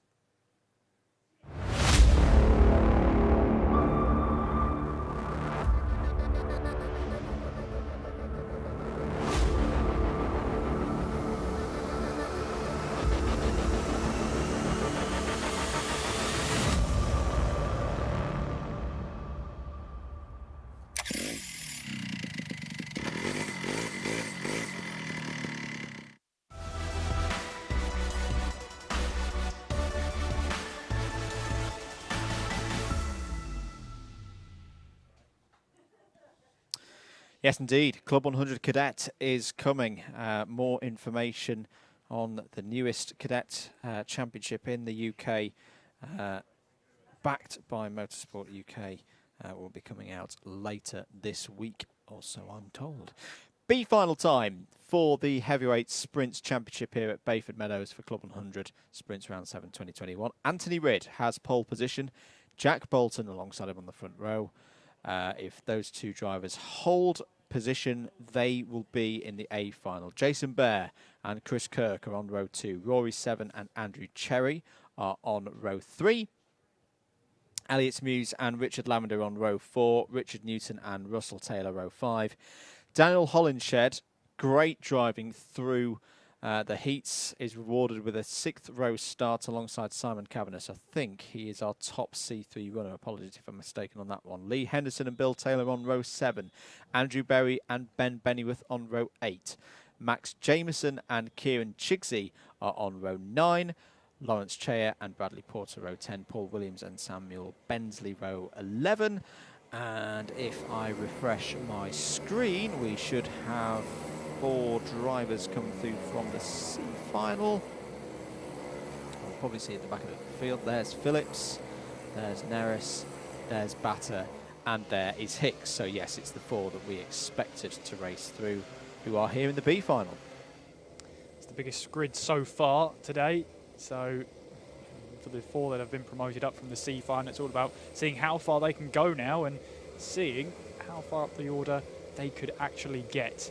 There's some big championship points on the line for them. Let's see what they can do. So here we go then. Yep, we are good to go here for the B final. 12 minutes on the clock. Away we go. Very even start at the front of the grid. Can Bolton hold that P2? No, he can't. Jason Bear's going to get underneath. And in fact, he's taken the lead. So Jason Bear goes from P3 to P1 through the first couple of corners. This is always one of the most frantic races of the day as everyone tries to race through into the A final, which will have a lot more points on offer. Is off is Elliott Muse. And who else is off there with him? I think there's a contact warning for Jack Bolton out there. Apologies, can't quite make out the number. It's one of our super heavyweights. It might be Andrew Cherry, and there's chaos. Paul Williams is round pointing the wrong way. Well, big drama. Yes, it is Andrew Cherry, the number 23. Thank you guys on cameras for just confirming that for us. So Andrew Cherry and Elliott Muse were very close together and were in the top 10 off the grid, Kieran. And someone's clipping the tyres there. Their chances of racing through to the A final done for today. Yeah, it certainly seems that way, but a great start from Jason Bear, who moves himself up into those top 2 positions. Very, very importantly done, and he's trying to hold on now to that lead ahead of Anthony Ridd. And then it's Rd.7 who's the first outside of it, but there is Ridd trying to go up the inside through this long left-hander. Now, does he get that move done on Jason Bear, though? No, he doesn't. Not yet, anyway, as there is Rd.7 trying to go round the outside. He's got the inside line this time around. They're going wheel to wheel here, battling all the way through as they make their way out of turn 6. Then it's the 25 then, trying to find a way once again up the inside. Jason Bear still battling away. One of them onto the grass. That's Bolton who was onto the grass. Jack Bolton in the 82. Frustrated with that one, I'm sure. And there's still 10 minutes of this racing action to go, but it's allowing our race leader to just simply try and speed away.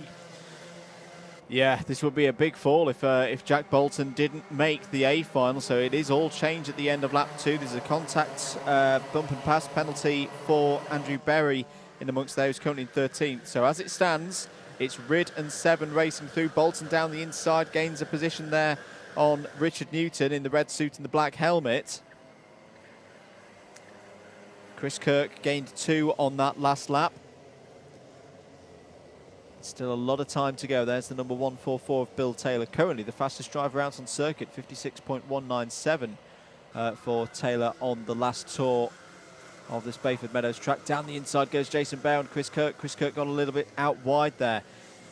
The normal racing line, obviously in karting, tends to be late apex, but there isn't a lot of grip on that path around the outside, which is why you see a lot of drivers just hook to the inside through turn number 8. And Chris Kirk was a great demonstration of that, as he just got all crossed up trying to carry too much speed on that wider line.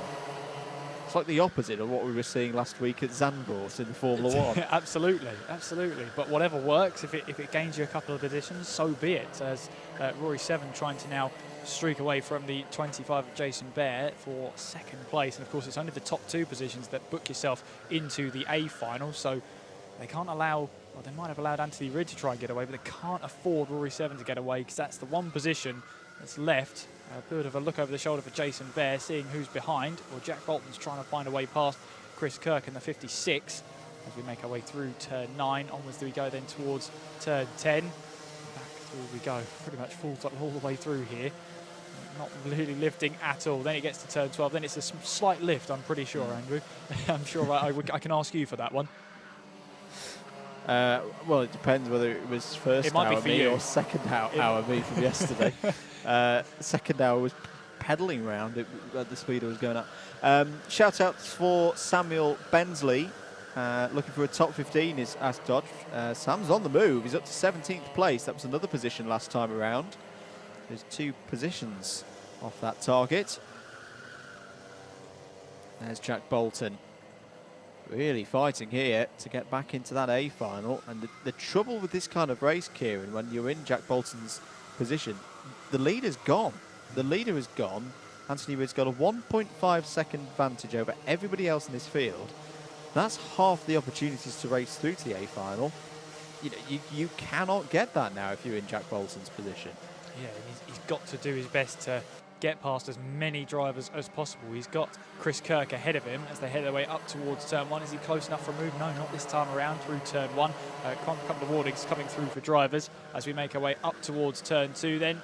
And Bolton trying to slide his way through on the inside, takes that inside line, and Jack Bolton now up into 4th place. His next target will be Jason Bear up ahead for 3rd place, but even then that still won't be enough. He's got to try and catch Rd.7 in the 19 to have a chance of booking himself into the A final, as Kirk's trying to hold off the 17 there of Simon Kavanagh. Kavanagh up the inside at turn 6 and does get the move done, moves up a position. That's going to allow Richard Newton up the inside in towards turn 8. And just as we've seen before, if you lose one position, chances are you're losing 2 or 3. It's so tightly packed together.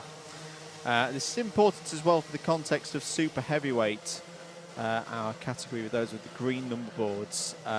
Someone correct me in the chat if I'm not correct here, but I think this race decides who wins in super heavyweight today as Chris Kirk goes down the inside.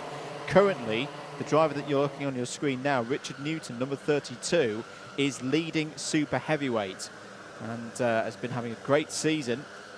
He's been racing in the SP60 as well.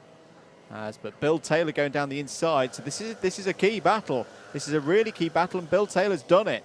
So Bill Taylor now takes the lead in super heavyweight. But no, wait a second. Newton fights back, retakes the position.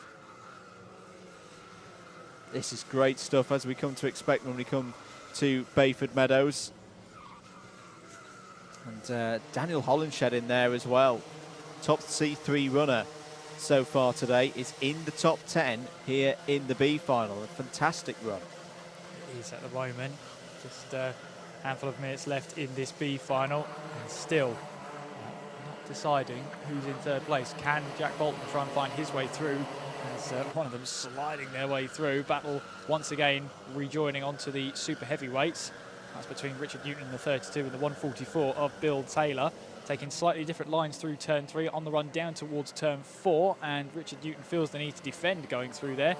Meanwhile, right behind him, a great battle between Russell Taylor and Daniel Hollenshed at the moment. 5 minutes to go. Anthony Ridd looks to have booked his spot in the B final. Just don't hit any cones, don't get any track limit warning penalties at this stage, Anthony. Rd.7 looking okay as well, is 0.7 of a second ahead of Jason Bear. He just needs to keep eyes forward, as we say. 4.5 minutes to go. Still looking at this battle over super heavyweight lead. Richard Newton in the number 32, Bill Taylor in the number 144. Great racing between the two of them. Lee Henderson is on for a podium in super heavyweight as well. Taylor cuts to the inside through turn 3. Fantastically done. Switches back. And, is there going to be another driver getting in between? Yes, the number 99 of Russell Taylor. That's big. for Bill as well, because now he's almost got a bit of a rear gunner and some space between himself and Newton. Contact warning for the number 25 of Jason Bear, who's fighting, I believe, with Jack Bolton. There it is, and in fact Bolton is through and Kavanagh's through as well. Sorry, no, with Rory 7. So this is over second place. Rory 7, I think, has made a mistake out there. He's been reeled in. And all of a sudden, we were talking about Jack Bolton being in a really tricky position, not looking like he's going to get in the A final. Just has to get one more overtake done, and he's there. Yeah, that's all it is, isn't it? That's all it is. Now in towards turn 3 with just over 3 minutes left on the clock and whatever's left of that last lap. Looking for a move now in towards turn 4. Not quite there yet, but Jack Bolton, he knows that time's not on his side anymore. He's got to try and get this move done and book his place into the A final, but Rory 7 is not going to make this easy. Rory 7 picks up a track limit penalty for good measure as we make our way now flying in towards turn number 8. And the thing is, he's got to be careful, has Jack Bolton, because he's got Jason Bear right behind him who'll be willing to snap up those positions if he falls out of line. 3 minutes to go. 3.1 seconds is the lead for Anthony Reid, who's just set a personal best of the race, 55.245. Here comes Bolton, though, going for that second place down the inside. Rory 7's going to defend it to the outside, surely. 7's gone very, very wide, out of track limits. Still at the inside, and through comes Jason Bear. Fires his way through and takes second place. Well, talk about trying to grab the opportunity with both hands. He's done that, has Jason Bear, moving now up into second place. And Bolton has started that corner where he ended up in third place, still outside of that A final opportunity. Now on towards it. Jack Bolton now has a penalty, which takes him out of it completely. It's not going to take him out of it for long. Up the inside in towards turn 8 then. He does get that position at long last, but with that penalty, it will rule him out of the A final altogether. Yeah, and that is it, +4. The ABkC is going to come out again, folks, like it did in the C final. So let's just take stock of what that all means. On the road, Anthony Reid clear out front. We know he's gone, and the hands up there, and then, oh well, from Jack Bolton, knows his day is over. So as it stands, Rory 7 would inherit that position, but Jason Bear's at the inside and trying to hold to the inside there. There's going to be pod-to-pod contact surely between Bear and 7. Somehow the tyres don't get taken out though, and Jason Bear goes back through past Rory 7 and is back in that spot in the A final again. He is indeed, and once again, Rory 7 finds himself onto the back foot. He needs to try and find his way past Jason Bear onto the short run towards turn 8. A quick look over the shoulder for Rory 7. No one behind him in immediate danger, but he now makes his way through in towards turn 9. Fully focused now on Jason Bear ahead of him, and that place in the A final is looming. Meanwhile, Anthony Reid, 5 seconds up the road at the moment. He's absolutely loving it. Last lap is out for Anthony Reid. C3 updates. Russell Taylor leads in C3. Daniel Hollenshed in second, and currently the fastest driver out there on circuit, 55.086. A remarkable run from both of those drivers. Max Jameson is going to be third of the C3s, I believe, here today. This has been a good drive from Anthony Reid. Had, I think, one tough heat that put him in this position, but has raced through. Had pole position and led off the front really, really nicely. Even though it didn't have a particularly good start, didn't panic. New time was on his side and pace was on his side.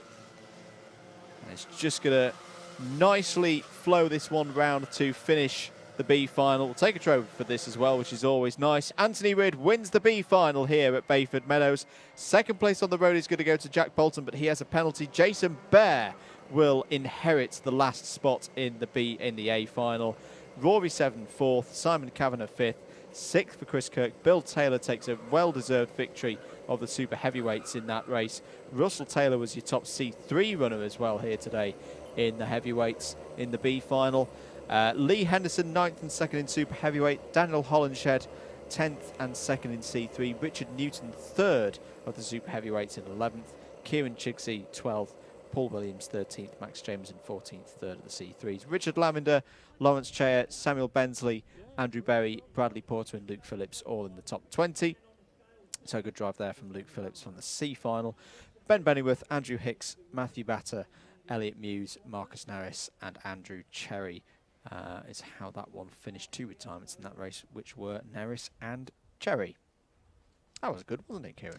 It was pretty good, wasn't it? And if the biggest grid we've had so far in that B final, it certainly lived up to it, didn't it? It Lots did of battling indeed. going on and a few moves here and there, and I'm sure a few debriefs between some of the drivers as well. But the quick changeover happens now to get the A final ready to get going. Absolutely. A final is coming up. Keep your comments coming in. And the sun has just about come out here at Bayford Meadows. Still not too warm for the drivers. We've got the lightweights heading up after this. So they'll be in the afternoon session. There'll be about an hour after this race. There's a lunch break for the staff here, and then a 30-minute test session for the lightweights before we then get going again with the same schedule, 12 heats and 3 finals. So do stick around for that. For now, we're going to take a very short break there on the commentary ahead of the A final. We'll be back very, very shortly with more live coverage from Bayford Meadows for round 7 of the Club 100 Sprints Championship 2021 here on Alpha Live.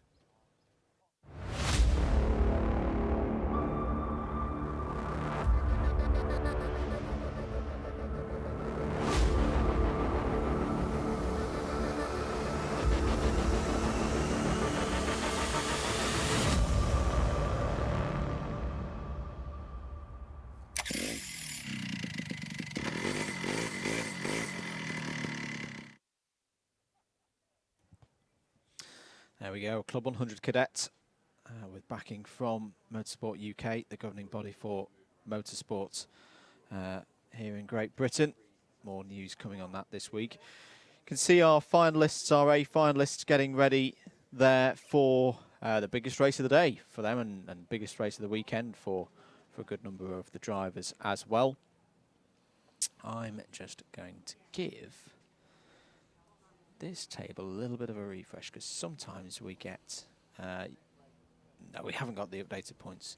Apologies for what it stands going into this race, but this is the big one. A lot more points available in the A final. You only get 20 points for a heat win, 130 points available for an A final win. There will be a short practice beforehand, 3 laps, 4 laps or so for drivers to just check over that they are happy with the karts that are underneath them.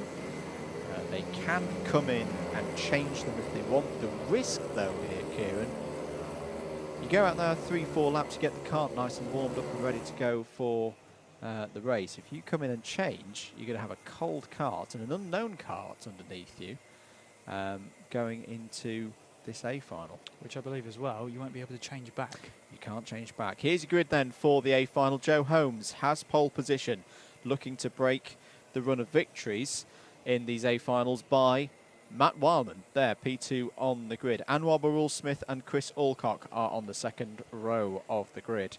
Jonathan Elliott and Chris Dixon are there on row number 3. Alex Pritchard and Oliver Moss on row 4. Adam Wright and Richard Allen start inside the top 10.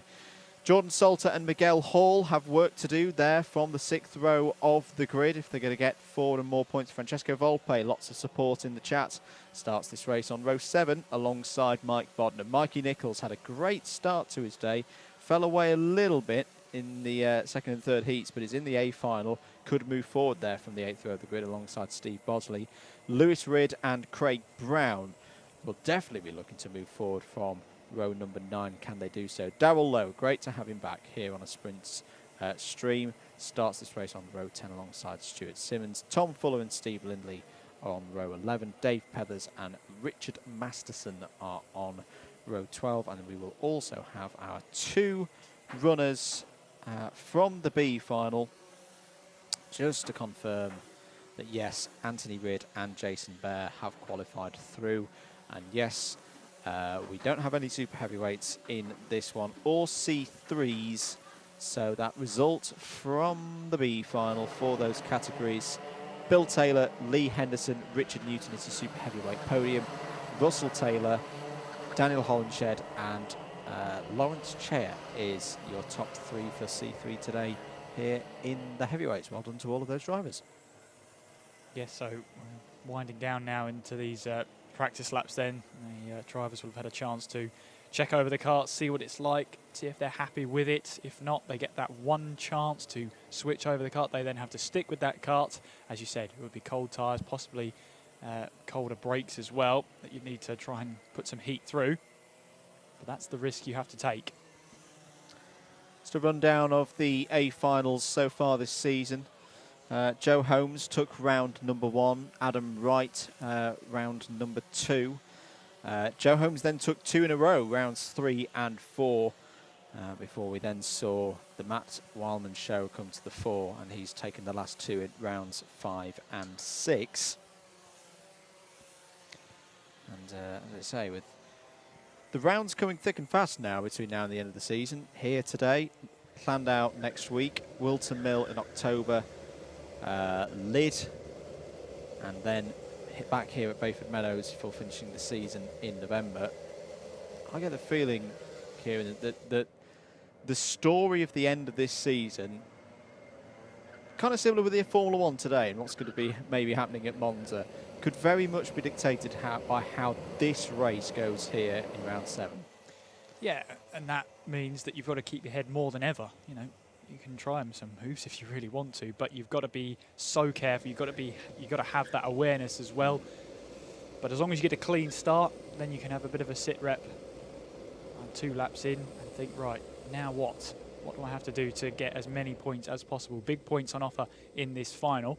Joe Holmes is looking to take yet another win, yet another final win. He is indeed. And Robert Will Smith just slots in there in 3rd place on the grid. We are good to go then here for the A final. You're watching live coverage of the 2021 Club 100 Sprints Championship in association with ROTAX. Ready here at Bayford Meadows for the round 7 heavyweights A final. Green light, away we go. Joe Holmes will lead us into turn 1. Very good start for the pole side of the grid. And Robert Will Smith's going to be up to P2 straight away. And a couple of drivers running out wide. I think Craig Brown and Stuart Simmons were those involved. And look, Jonathan Elliott has got up to 3rd place as well. So very good start for anyone on the odd side of the grid. 1st, 3rd, 5th, and now 1st, 2nd, 3rd.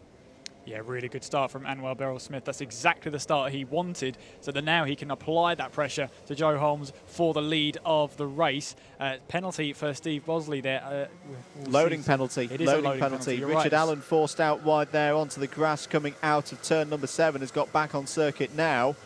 Francesco Volpe trying to make some moves as well. Jonathan Elliott with Matt Wildman to the outside, kicking up the dirt, and down the inside comes Chris Alcock, going for 4th place. It's all kicking off here in the early stages of this A final. Richard Allen's forced out wide again.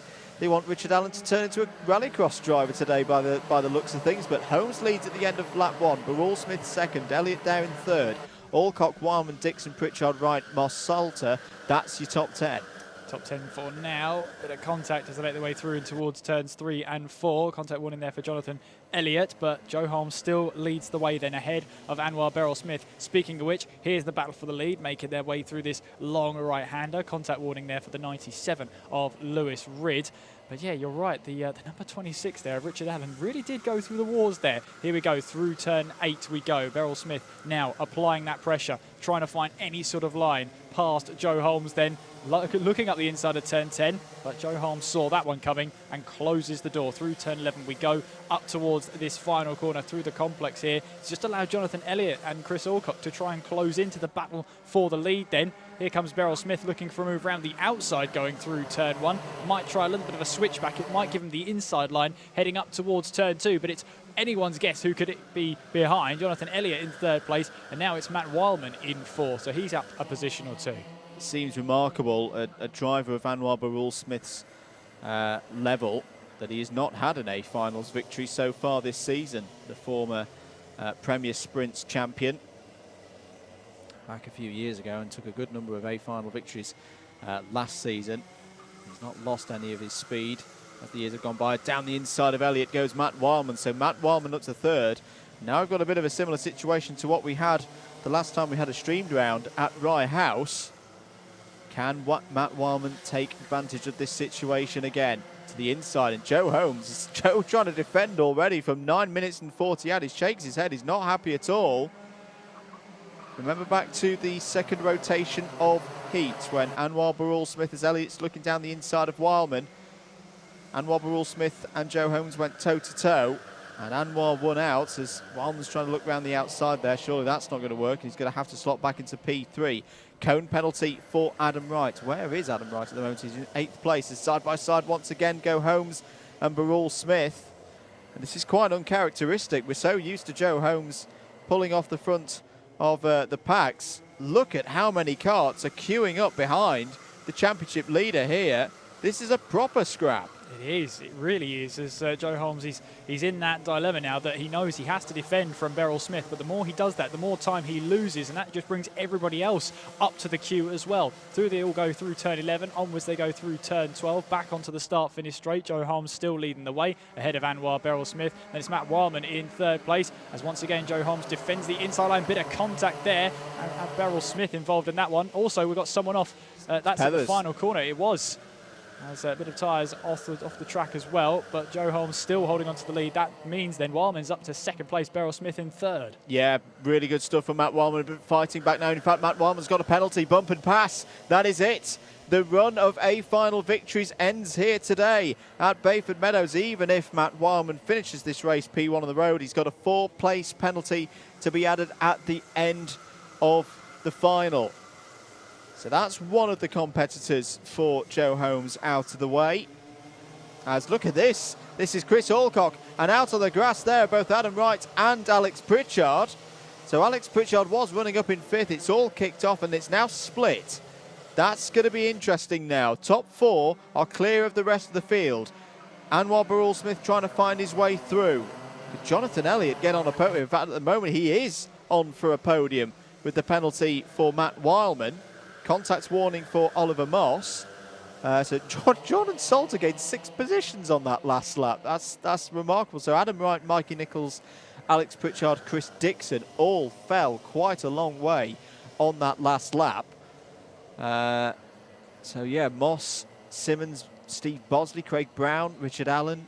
Richard Allen, after that chaos on lap 1, was down to about 20th.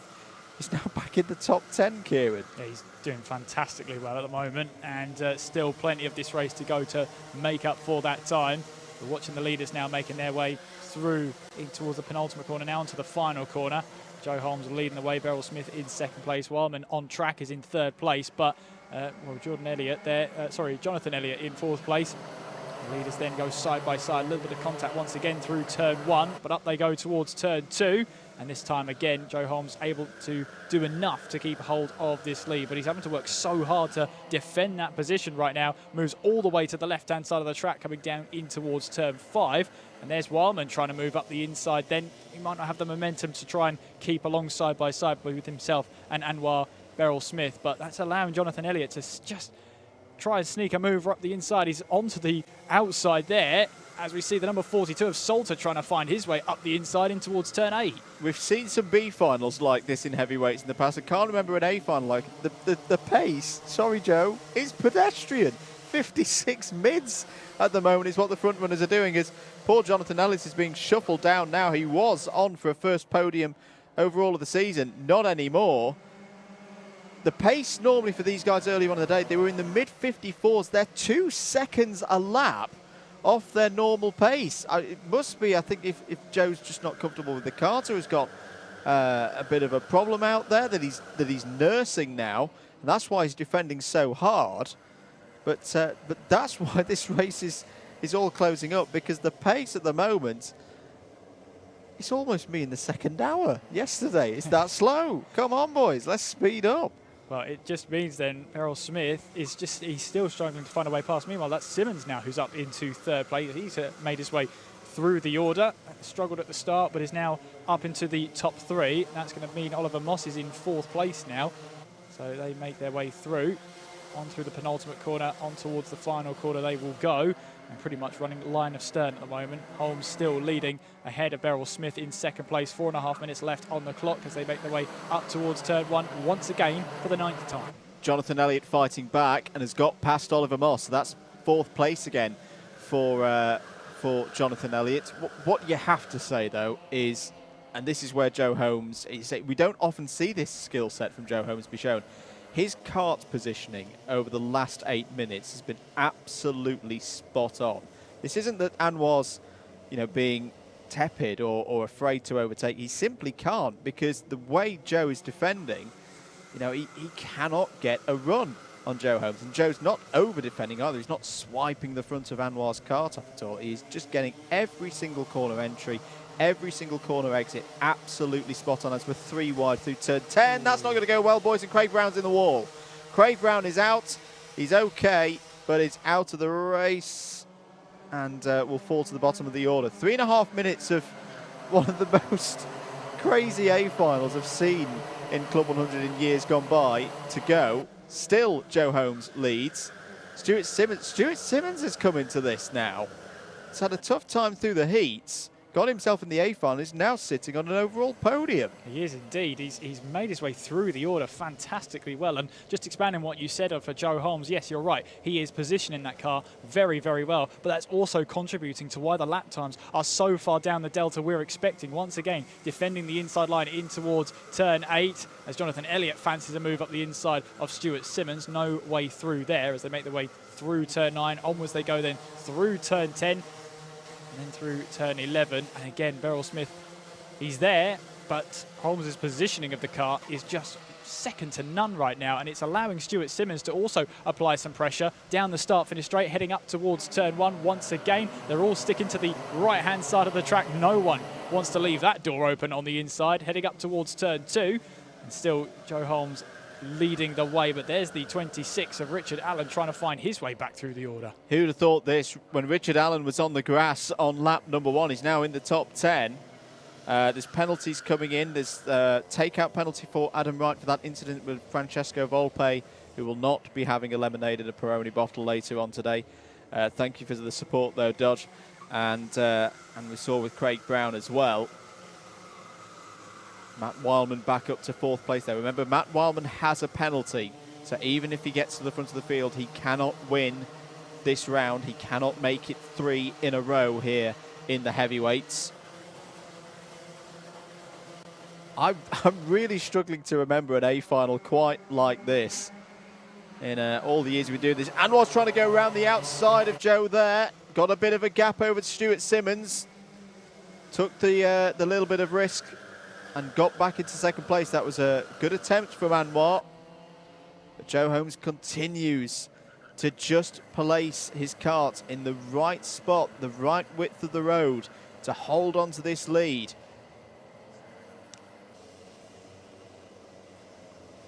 One minute 20 to go. Can Anwar Brule-Smith, Matt Wildman, contact with Stuart Simons there, a lot of contact. And I wonder if that's going to be adjudicated there. Down the inside is now Jonathan Elliott and Richard Allen. Richard Allen might be on for a podium here at this rate, which would be remarkable. Lewis Ridd's in there as well. Adam Wright, we know, has a penalty. 1 minute and 23 to go. Last lap, the tyres have been clipped there by Adam Wright. Side by side again between Holmes and Brule-Smith, and Wildman's coming back into it. How do you guess which way this one goes, Kieran? Well, Joe Holmes has just got to do what he's been doing for the last 12 minutes, and that's just keep those lines there. Beryl Smith will try for moves there. The tyres get moved in the background as well. It's been a crazy, crazy A-final, and it's all because Joe Holmes has just not been able to get away. He's had to defend all the way through. He's had to work hard for this one. Beryl Smith knows he's only got half a lap now to try and make a move. Wildman, with that penalty, still wants a good position out on track at the very least. Through they go through turn 8, making their way towards turn 9. Only a couple of corners to go now for Joe Holmes. Last year's A-final here at Bayford Meadows in the heavyweights was a remarkable race. This has been another remarkable race. Defending to the inside again, Joe Holmes is going to take another victory, but one of the best victories I've ever seen him have. Joe Holmes wins round 7 of the 2021 Heavyweight Sprints Championship for Club 100. Anwar Brule-Smith 2nd, Matt Wildman 3rd, but has a penalty. Jonathan Elliott wins in C2 and gets his first overall podium of the season. Richard Allen was on the grass twice on the first lap, finishes 4th overall once penalties are applied. A brilliant drive from Dickie Allen there. Jordan Salter 6th on the road. Lewis Ridd 7th. Stuart Simmons in 8th place. Adam Wright in 9th. Alex Pritchard, he was on the grass at some point of that race, finishes in the top 10. Oliver Moss 11th. Francesco Volpe, he was also on the grass, finishes in 12th place. Darrell Lowe 13th. Steve Lindley 14th. Anthony Ridd 15th. Miguel Hall 16th. Mike Bodner 17th. Jason Bear from the B final finishes in 18th, 19th Tom Fuller, Mikey Nichols 20th, Steve Bosley 21st, Richard Masterson in 22nd, Chris Dixon 23rd, Craig Brown 24th was a retirement, Chris Alcock was a retirement as well in 25th, and Dave Pethers also a retirement in 26th. What have we just seen? I think we've seen one of the A finals of the season. That's for sure. Fantastic stuff, and that really came from Joe Holmes. Whatever something happened there, he didn't seem on the pace, and he knew that. He had to start defending, and once you're taking those shallower lines, once you're starting to defend, that just, you know, snowballs more into the slower lap times, and that just kept everyone really tight and close together. Well, there we go. What a final from the heavyweights. If you enjoyed that, do make sure you've liked the video and the stream, and we will be back for more heavyweights competition, and that will not be at the next round at Llandau for next week. That will be at the following round, where we'll be Wilton Mill for another one of your Alpha Live streams. That will be on Sunday, October the 10th, 2021. Right, well done to Joe Holmes, Anwar Barul Smith, and Jonathan Elliott in those top threes. Jonathan Elliott, Richard Allen, and Jordan Salters all your C2 podium. We're going to go on our lunch break now. Thank you very much for tuning in. We'll be back in just about an hour's time, maybe a little bit less, for the start of action in the lightweights. Well, we'll do it all over again with 12 heats and 3 finals to find out how the lightweights can get on today here at Bayford Meadows. Kieran, any last words before we pop off for lunch? See you after lunch. I'm looking forward to doing that all over again now. Bring it on. Absolutely. Andrew Mather and Kieran McGinley have been your commentary team for the heavyweights today.